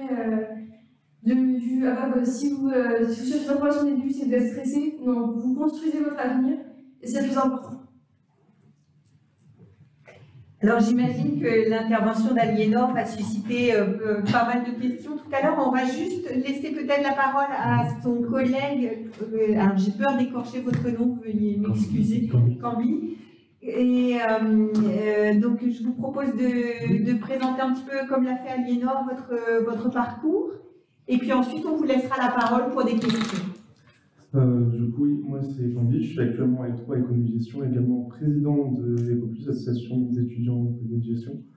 Contrairement à Lénore, mon parcours est beaucoup plus chaotique, c'est-à-dire que je suis en licence depuis suffisamment longtemps pour ne pas avoir le même bac que vous. Quand je suis arrivé, moi j'ai commencé par une licence en biologie et la bio toujours. Très rapidement, au bout de la fin du premier semestre, je me rendais compte que j'étais plus centriste qu'autre chose. J'avais une idée de projet que j'avais à la base, que je me rendais compte que c'était très très dur à atteindre. Et je me suis posé la question seulement à ce moment-là, qu'est-ce que je vais faire pour pouvoir rebondir, parce que j'ai déjà perdu un semestre, et du coup, comment je peux faire pour continuer à avancer. C'est à ce moment-là que justement, moi je me suis tourné vers Cap Avenir pour travailler sur un projet professionnel, trouver ce qui pouvait me plaire, du coup, voir ce que je pouvais faire l'année suivante. C'est comme ça que je me suis retrouvé en économie-gestion. Et l'éco-gestion, du coup, pour moi qui n'avais rien fait d'économie, ça a été compliqué. Je veux dire, ma première note en éco-gestion, c'était un 0,25 en comptabilité, je m'en souviens toujours cela. Mais bon, j'ai réussi à faire ma L1, ma L2, ma L3, enfin ma L3, j'ai fait 2 fois, c'est ma deuxième L3, mais pour des raisons différentes, qui est le fait que je vise un certain master, et pour maximiser mes chances, j'ai décidé par moi-même de redoubler à la suite de mon 5e semestre. Et du coup, concrètement, à l'arrivée à la fac, moi je l'ai vécu comme quelque chose d'assez passif, parce que premièrement, on s'est vite retrouvé confiné. C'était une période assez fun, ça, le confinement. Mais aussi parce que, contrairement en éco-gestion, quand je suis arrivé en bio, on était 600, je crois. Et donc, du coup, on était vraiment noyés dans la masse. Quand je suis arrivé en éco-gestion, la démarche était totalement différente, étant donné qu'on était 120, il me semble, quand moi j'étais en L1. Et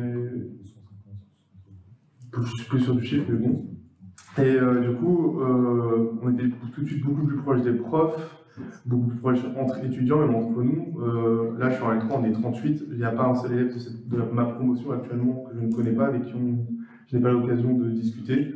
Et d'ailleurs, c'est là où je dirais que la présence est intéressante, c'est au-delà d'avoir le cours, c'est les rencontres qu'on y fait, parce qu'il y a des fois où je bloquais sur quelque chose pendant des heures, et j'ai juste parlé à une personne qui, lui, a passé du temps dessus et a fini par trouver la réponse, et tout se débloque, et par un enchaînement de choses, on avance beaucoup plus vite en maximisant les connexions qu'on peut faire à la fac, parce que pour moi, c'est le plus important, c'est les rencontres qu'on y fait, au-delà de l'enseignement, parce que l'enseignement, il est entre guillemets normal de l'avoir. Après, est-ce que vous allez pouvoir faire des rencontres et pouvoir développer un vrai réseau? Ça dépend de vous et de votre investissement. Au-delà de ça, la fac, je pense très sincèrement que la grosse différence avec le lycée, ça va être le fait que le lycée, vous êtes vraiment dans l'apprentissage, là où je trouve qu'à la fac, on expérimente beaucoup plus ces choses.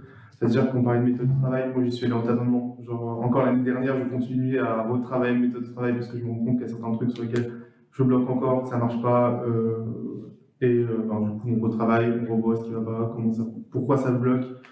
Et on continue toujours de tâtonner, on apprend, on essaye, on rate, ça arrive très souvent. Moi je dirais que je suis plutôt moyen en termes d'étudiant, je suis pas dans le top promo, mais j'essaie toujours de me donner les moyens de pouvoir continuer à avancer, de ne pas rester bloqué sur les choses, et ça passe justement par poser des questions, que ce soit aux professeurs, aux autres étudiants. Nous, en éco-G, avec Ecopus, on met en place un système de parrainage pour permettre aux étudiants de L1 pour être en contact avec des étudiants de L2 et L3. Au-delà de ça, comme M. L l'a dit, on a le tutorat où des étudiants de L2, mais majoritairement de L3, il me semble, donnent des cours justement au L1, enfin des cours particuliers où vous pourrez vraiment travailler point par point là où vous bloquez réellement.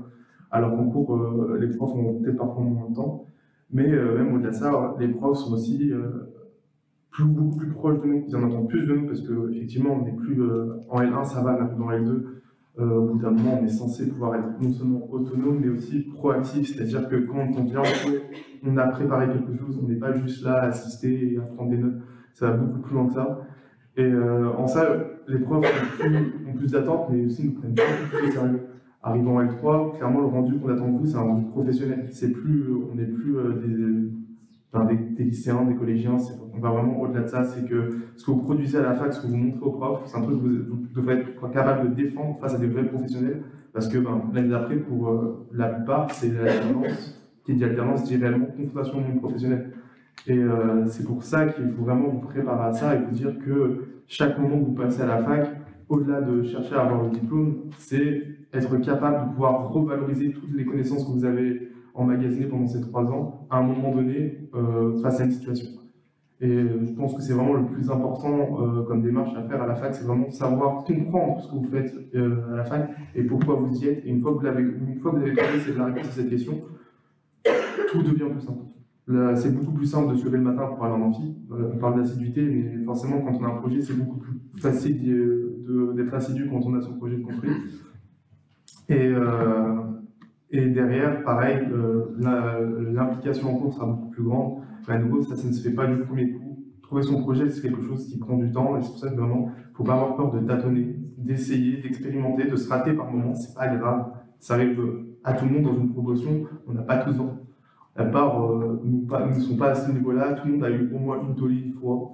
Après un carton au moins une fois, ça arrive, ça fait mal, c'est chiant.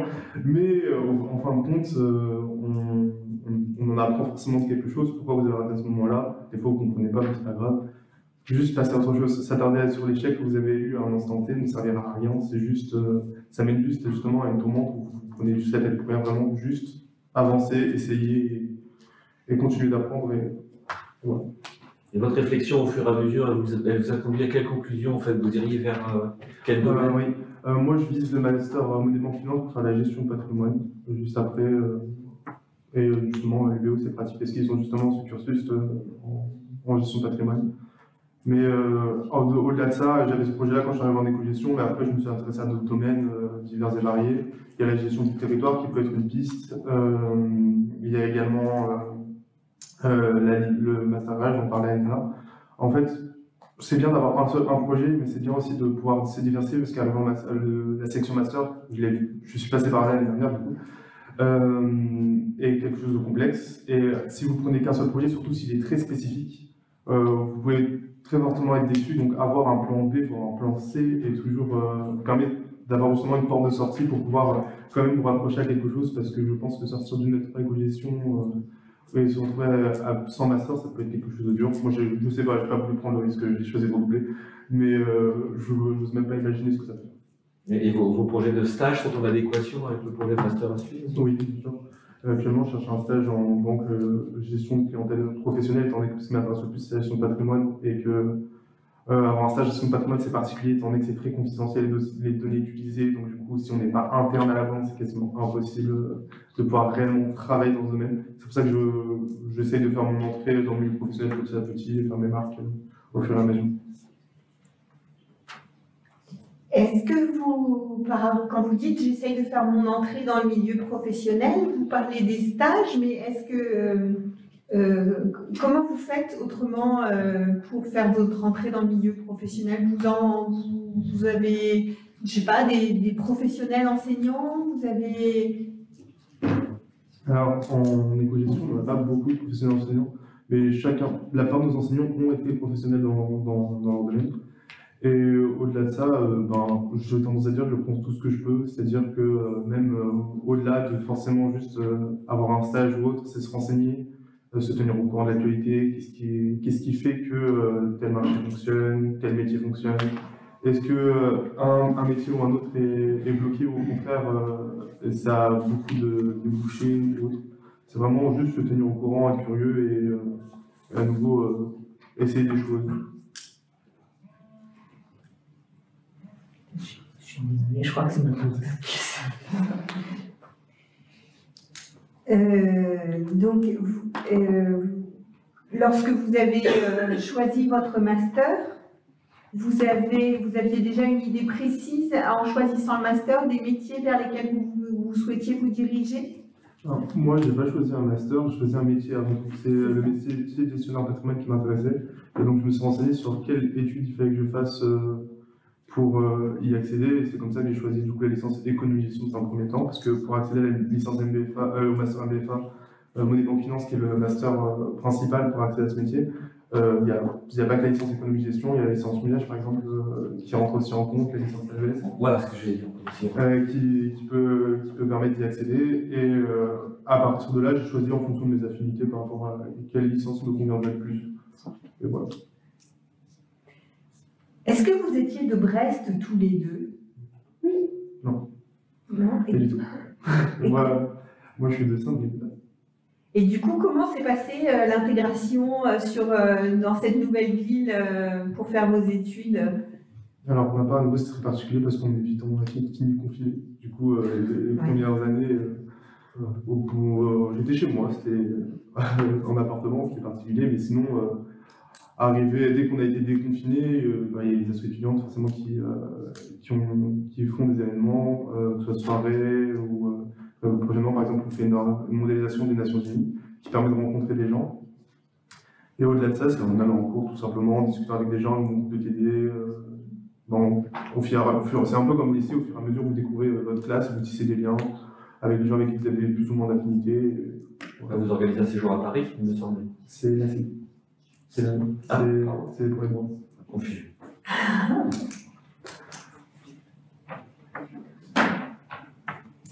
On vous remercie.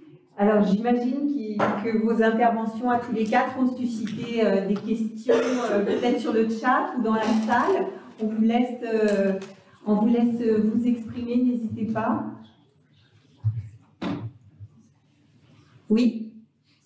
Alors, est-ce que ça vous embête juste de parler dans le micro pour que les gens qui sont à distance vous entendent?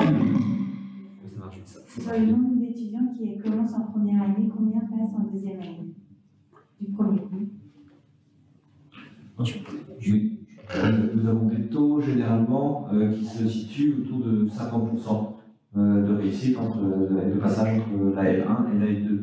Après, le chiffre aussi, voilà, il faut peut-être le contextualiser. On a donc effectivement des étudiants en L1 qui n'est pas encore tout à fait, leur projet n'est pas abouti, donc ils vont se réaiguiller, ils vont être accompagnés, ils vont partir dans une autre direction. Voilà, oui. Donc ce qui explique aussi pourquoi certains ne poursuivent pas.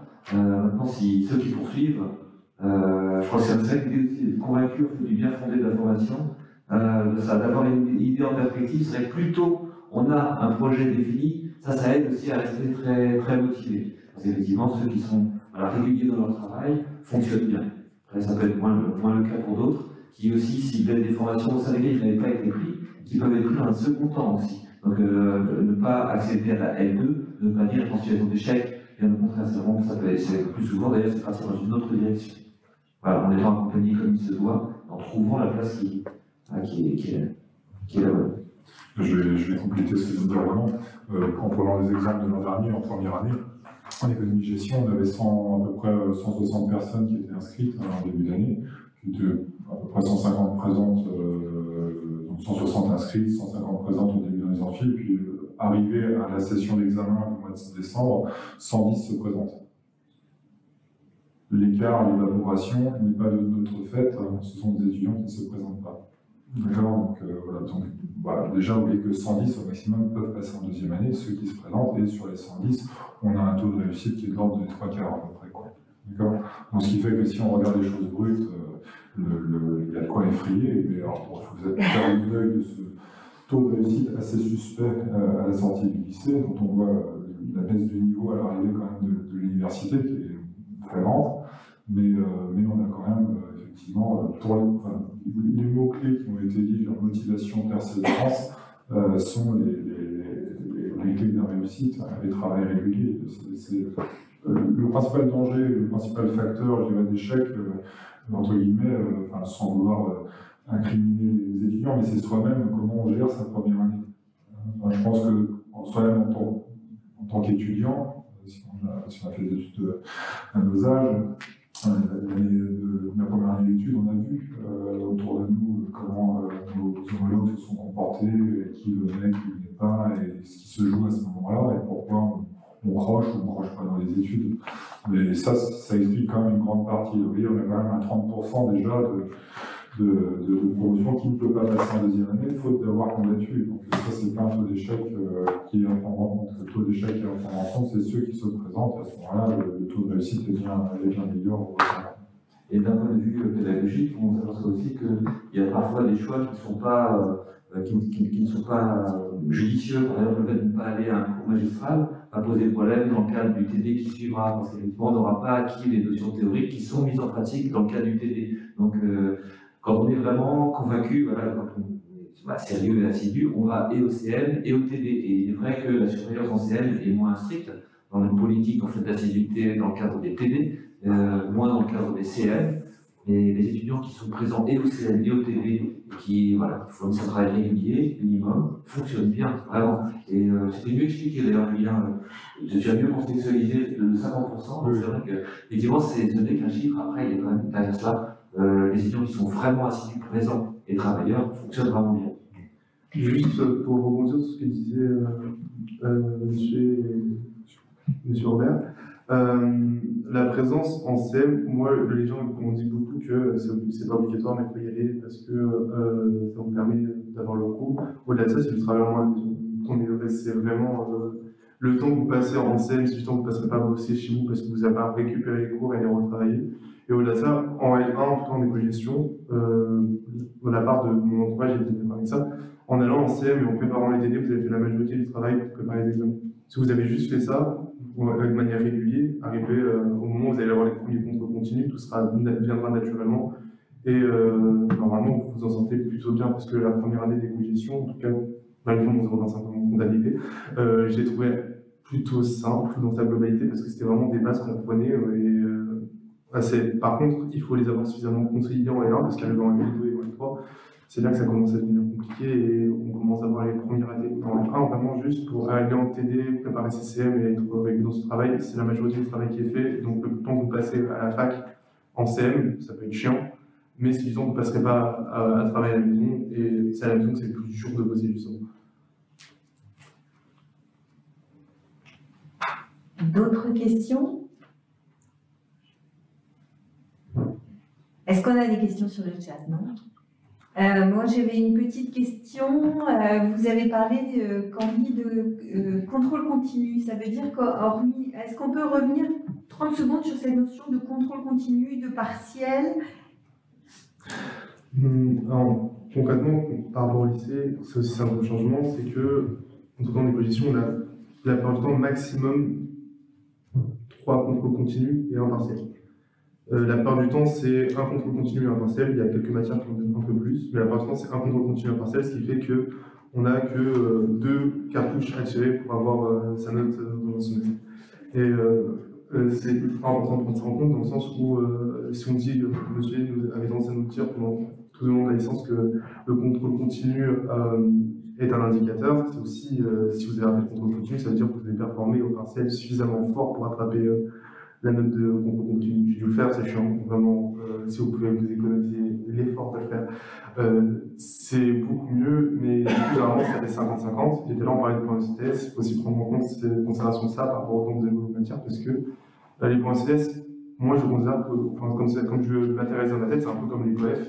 Et si vous avez des points ECTS, une matière qui est un coef 4 en points ECTS et que vous négligez le contrôle continu, ça veut dire que c'est concrètement une note qui est avec coef 4 qui va compter pour la moitié de votre note au semestre que vous avez perdu. Et c'est pour ça qu'il faut extrêmement faire attention à ce genre de détails et qui peuvent faire totalement la différence sur un semestre qui se joue à rien d'être validé et un semestre qui est validé mais de manière plus correcte. Pour expliciter les termes qui sont employés, effectivement, toutes les UE, toutes les matières, en fait, sont évaluées d'une manière bien spécifiée dans les MCC. Évidemment, il y a des matières, notamment TD, travaux dirigés, qui vont être évalués en contrôle continu. Donc là, ça veut dire que les devoirs se font sur le temps des TD, et il y en a 2 à minima. En fait, c'est strictement cadré. On est dans le cadre, d'ailleurs, d'un point de vue pédagogique, on parle d'évaluation formative, c'est tout au long de la formation, en fait, ça concourt aussi à la formation, alors que les contrôles terminaux, en fait, là, c'est sur une période, une plage d'examen, de contrôles terminaux, on appelle ça des partiels, à la fin de chaque semestre. Là, on est plutôt sur des évaluations sommatives, effectivement, on va faire la somme de ce qui a été acquis, ou suffisamment acquis d'ailleurs, mais donc voilà, ça c'est vraiment il y en a différents types d'évaluation. C'est de ça que l'on parle quand on parle de contrôle continu ou de contrôle terminaux. On a quand même moins d'évaluations régulièrement qu'en lycée, c'est ça quand même qui est important à prendre en compte, parce qu'on a justement moins de points d'étape pour savoir où on se situe, même si quand même par rapport à ce qu'on a connu il y a 20-30 ans à l'université, on fait quand même plus de contrôle continu, on essaye quand même d'être moins distant du lycée, mais il y a quand même cette distance quand même qui existe et qui fait que les étudiants, s'ils ne travaillent que pour les notes, qui est peut-être un mauvais conditionnement, de mon sens, qui tire du lycée d'ailleurs. On ne travaille pas pour les notes, on travaille pour apprendre et ce que ça va nous apporter, mais pas simplement pour consolider un bulletin. En fait, si c'est simplement l'approche d'un examen qui fait travailler, ça fait un travail par à-coup, ça fait un travail qui n'est pas consolidé. Et comme le disait Camille, venir en TD, venir en cours, que l'assiduité soit faite ou pas, et d'ailleurs, si on ne sanctionne pas l'assiduité, c'est pas pour être plus laxiste ou là, c'est simplement on prend les étudiants pour ce qu'ils sont, des personnes majeures, responsables, et donc responsables de leurs actes, et donc on subit ses conséquences, bonnes comme mauvaises. Mais en tout cas, si on fait le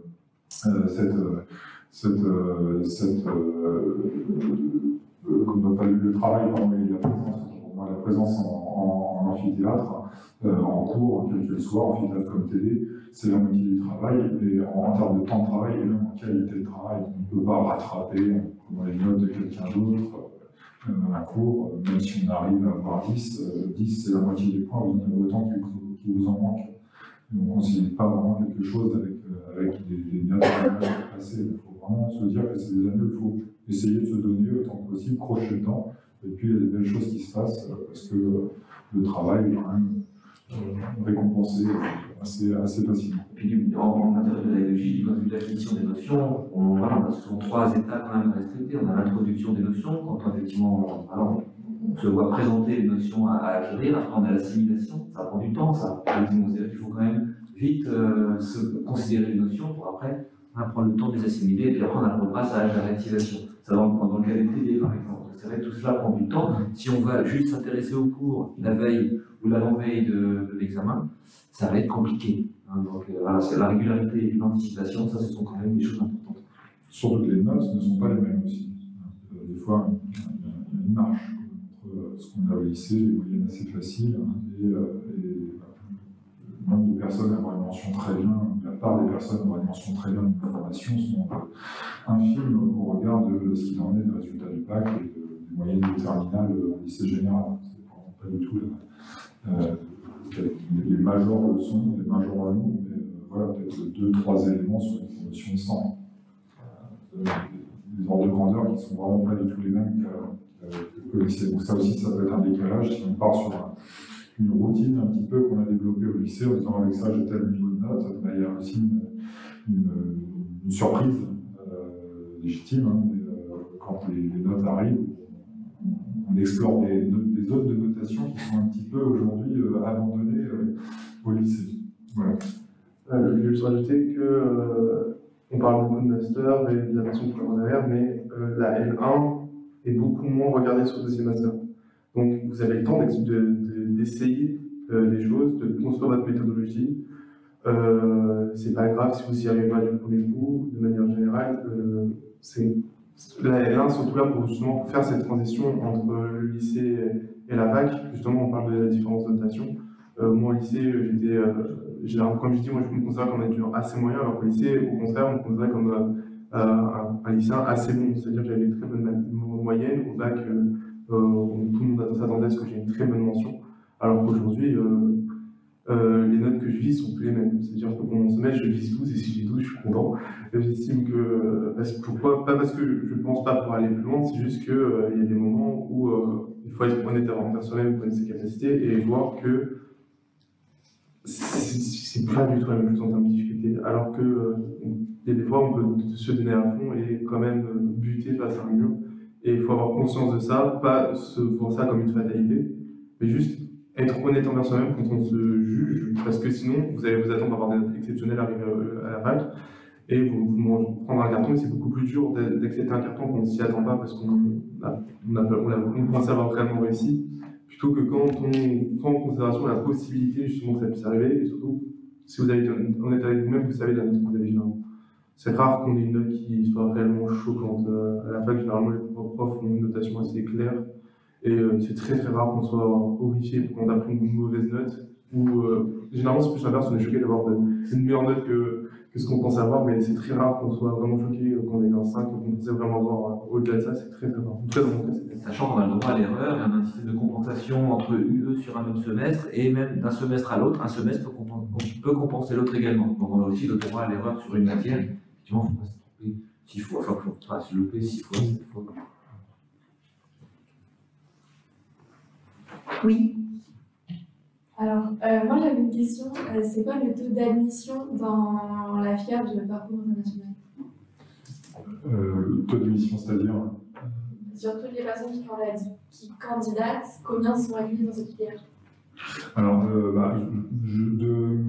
l'ordre de grandeur est à peu près le suivant. Sur la moitié, alors déjà, c'est une filière qui est sélective et ne sont acceptés et classés que des bacheliers généraux. Voilà. Même si c'est spécifié, sur Parcoursup, vous pouvez même, si vous êtes sur un bac technologique, candidater. De ce fait-là, vous n'allez pas être classé, vous allez être écarté. Je pense qu'on doit peut-être retenir et classer une candidature sur 2. D'accord? Voilà. Et on a, de mémoire, encore cette année, on est descendu au dernier aussi. Mais là, en fait, on n'est pas obligé de classer tout le monde, c'est en cela qu'elle est sélective. Et tous ceux qui sont classés ont été appelés. Donc on a dû, je crois, de mémoire, parce que j'étais dans la commission, sans trahir de secret, on a dû classer pas loin de 200 étudiants. Et il reste de place. Donc tous ceux qui veulent peuvent venir. Après, si jamais vous êtes pris en éco-GEP, en éco-inter, comme monsieur, on a un jeu d'options, et vous pouvez quand même faire en sorte que votre licence ait une orientation internationale, ça n'a pas été mon choix, mais vous pouvez totalement prendre des options qui sont pour nous, qui sont en parcours management des options, mais obligatoires pour les partenaires. C'est totalement possible d'orienter sa licence sur une scène plus internationale, alors qu'on a passé par le parcours management. Et si on est en management, par exemple, vous pouvez pas aller en Erasmus ou autre, tout est ouvert en soi. Le champ des possibles est vraiment ultra vaste quand on arrive en éco-gestion.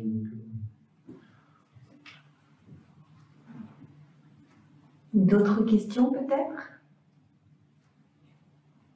Est-ce qu'on n'a pas de questions sur le chat? Alors, s'il n'y a pas d'autres précisions à apporter, je vais peut-être vous montrer quelques outils qui sont utiles pour vous en tant que futur étudiant, en tant que lycéen. Je vais vous permettre. Est-ce que ça vous embête? Non, pas je. Non, mais pas tous.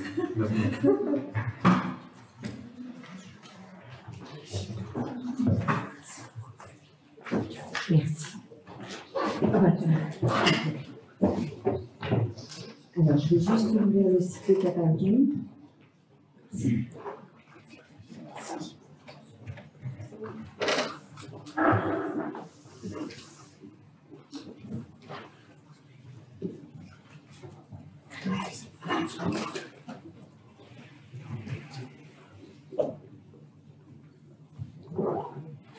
Voilà, donc là, vous êtes sur le site de Cap Avenir, la structure dont je vous parlais tout à l'heure, qui est la structure d'information et d'orientation de l'université. Et donc, vous voyez que vous avez une rubrique qui s'appelle « Lycéens futurs étudiants ». Dans cette rubrique, vous avez plein de choses pour vous qui souhaitez peut-être intégrer l'université. Donc, vous avez une première chose qui sont ce dont M. Robert vous parlait tout à l'heure, les immersions individuelles, c'est-à-dire la possibilité, si vous le souhaitez, de venir passer une journée à l'université pour découvrir ce que c'est qu'un cours magistral, un TD, un repas au restaurant universitaire, qu'est-ce que c'est que la BU, on vous a beaucoup parlé de la BU. Donc sur ces journées d'immersion, elles vont avoir lieu dans la semaine du 4 mars. En fait, c'est la semaine du 4 mars. Et pour vous y... Alors, l'inscription est obligatoire et les inscriptions vont être ouvertes à partir du 15 janvier, dans la semaine du 15 au 22 janvier. Et les inscriptions sont à faire sur ce site-là, dans cette rubrique immersion. Et donc, dans cette rubrique immersion, vous retrouverez une fiche d'inscription pour, si vous voulez faire une immersion en AES, que ce soit sur Brest ou sur Quimper. Il y a la possibilité de faire les immersions sur les deux sites. Vous retrouverez également une fiche d'inscription pour les immersions en éco-gestion. Donc, c'est tout à fait possible. Par contre, le nombre de places est limité. Donc, moi, je vous invite, si vous êtes intéressé pour faire ces journées d'immersion, dès mi-janvier, d'aller regarder sur le site pour vous ménager une place. Et si toutefois vous vous inscrivez et puis que vous avez un empêchement, dans ce cas, désinscrivez-vous pour laisser la place à quelqu'un d'autre parce qu'il y a beaucoup plus de places beaucoup plus de candidats que de places ouvertes en immersion. Voilà. Donc ça, ce sont les immersions qui sont possibles dans les filières qui vous intéressent. Si vous avez envie de revisionner la conférence pour voir notamment certaines diapos, je voyais tout à l'heure des gens qui prenaient en photo les diapos.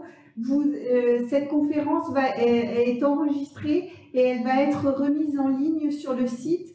Donc vous pourrez la revisionner dans cette rubrique-là qui s'appelle Instafag Replay. Et vous pouvez revisionner toutes les conférences Instafac qui ont eu lieu les années précédentes ou qui vont avoir lieu jusqu'au 21 février. Vous avez également une rubrique ici qui s'appelle Fiche licence. Alors, il y a un point qu'on n'a pas forcément beaucoup abordé aujourd'hui, qui est la question des débouchés des métiers vers lesquels on peut se diriger lorsqu'on fait une licence. Eh bien, si vous allez dans cette rubrique-là, donc vous voyez, on trouve la faculté de droit éco-gestion AES, et je vais voir par exemple, alors j'espère que ça va marcher, croisons les doigts, parcours économie et management. Si tout va bien, donc vous trouvez un descriptif de la licence et puis vous avez une rubrique ici qui s'appelle les débouchés sur laquelle vous trouvez une carte mentale. Alors je croise les doigts pour que ça... Eh bien ça marche pas. Donc, normalement, quand vous prochainement, on trouvera. Normalement, je ne sais pas pourquoi ça ne marche pas ce soir, mais quand vous allez dessus, vous trouvez une carte mentale sur laquelle, à partir de la licence que vous ciblez, donc AES, éco-gestion, enfin économie ou gestion, vous pouvez voir tous les métiers vers lesquels, enfin pas tous les métiers, mais une bonne partie des métiers vers lesquels mène cette licence et donc des masters conseillers pour ces métiers. Donc ce sont des outils qui sont vraiment bien faits et qui sont des aides à la décision. Je suis confuse que ça ne fonctionne pas, mais ces cartes mentales sont accessibles sur le site pour tout le monde. Donc voilà. Et puis si vous vous dites, hop, si vous vous dites, ben moi j'aimerais bien savoir, par exemple, quels sont les masters, enfin quelles sont les statistiques qui permettent de voir, par exemple, les débouchés pour la licence d'AES, ou alors vers quel métier se sont dirigés les étudiants qui ont fait les licences d'AES. Vous avez une rubrique alors qui n'est pas dans la rubrique lycéen futur étudiant, mais qui est dans la rubrique devenir des diplômés. Quand vous allez dedans, vous pouvez par exemple, si je vais par exemple sur licence, vous avez un petit item ici qui s'appelle « Que sont-ils devenus ?» Et donc, vous pouvez savoir ce que sont devenus, année par année, les étudiants qui ont fait, alors je ne vais pas forcément télécharger là les fichiers, mais les étudiants qui ont fait tel parcours ou tel parcours. Et quand je veux dire que sont-ils devenus, ça veut dire vers quel master ils se sont dirigés ou bien vers quel métier ils se sont dirigés. Voire parfois pour les masters, puisque vous trouvez les mêmes études pour les masters, vous pouvez trouver vers quelle entreprise ils travaillent aujourd'hui. Donc ça, ce sont des outils d'aide à la décision pour travailler le projet, soit maintenant, soit pendant vos premières années à l'université. Ce sont des outils qui sont des aides à la décision. Voilà, donc je voulais vous montrer, en complément de ce que ont pu dire mes collègues ou les étudiants, je voulais vous montrer ces outils qui sont ouverts à tout le monde. Donc voilà. Est-ce que par rapport à ce qu'on vient de voir là, il y a des questions complémentaires ou des... Oui. Est-ce qu'il y a un endroit où on peut trouver un peu plus de détails sur les matières qu'on trouve, qui sont enseignées Sur les matières oui. Alors pour l'AES, au verso en fait, de cette feuille-ci, vous avez... Donc sur cette feuille-ci, la licence AES, mais je crois qu'il y a la même chose en fait. Vous avez sur le rang du fond différents documents, vous allez trouver le livret d'étudiant, la licence communication, dans lequel vous avez tous les détails des maquettes.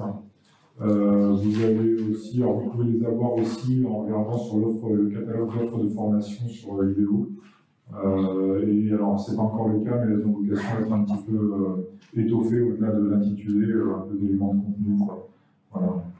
Mais c'est vrai, pour avoir une visibilité un peu plus précise sur le caractère pluridisciplinaire, par exemple, on voit vraiment ce qui est proposé comme matière, même dans chaque bloc disciplinaire en droit, par exemple, ça change de semestre en semestre. En fait, les perspectives sont multiples. On peut consulter du fichier. Et donc le catalogue des formations dont vous parlez, monsieur S, c'est ce site-là. Donc il vous suffit de taper catalogue des formations du BO et là vous sélectionnez licence. Licence la composante déjà. Oui, ou déjà la composante. Voilà. C'est la fin de la journée. Voilà. Hop.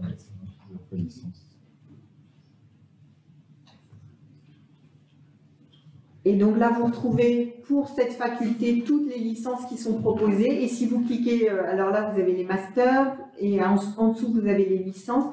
Et si je prends par exemple, je vais vous prendre, hop. la licence économie-gestion, parcours international. Vous avez tout un descriptif avec les différents, le programme, vous retrouvez ce qu'on a pu vous dire tout à l'heure sur l'admission, les critères d'inscription. Donc voilà, en complément des documents qui vous sont fournis. Voilà, là vous retrouvez, alors ce qu'on appelle les UE, ça veut dire, ce sont les matières en fait. Unité d'enseignement, Voilà. Ça peut être une matière ou plusieurs matières associées. Voilà. On voit les visages qui sont... Oui, avec les crédits qui apparaissent, effectivement, c'est ce qu'on désignait comme étant les crédits ECTS, 30 par semestre. Voilà. Pour chaque UE, il y a un nombre de crédits correspondant. Ce qui fait qu'on peut les valider d'ailleurs, et même lorsqu'on passe en session 2, donc le rattrapage, on n'a plus souvent à repasser que les matières en fait qui n'ont pas été validées en session 1. Donc on a aussi cette idée de deuxième chance.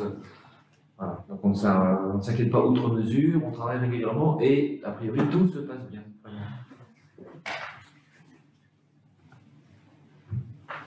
D'autres questions? Eh bien, il nous reste à vous remercier d'avoir participé à cette conférence Instafa et puis à vous souhaiter bonne chance déjà pour le bac et puis dans votre choix d'orientation. On espère que cette conférence vous aura éclairé et vous permettra de formuler au mieux vos vœux sur Parcoursup. La date d'ouverture de Parcoursup, c'est le 17 janvier. Voilà. Je vous remercie.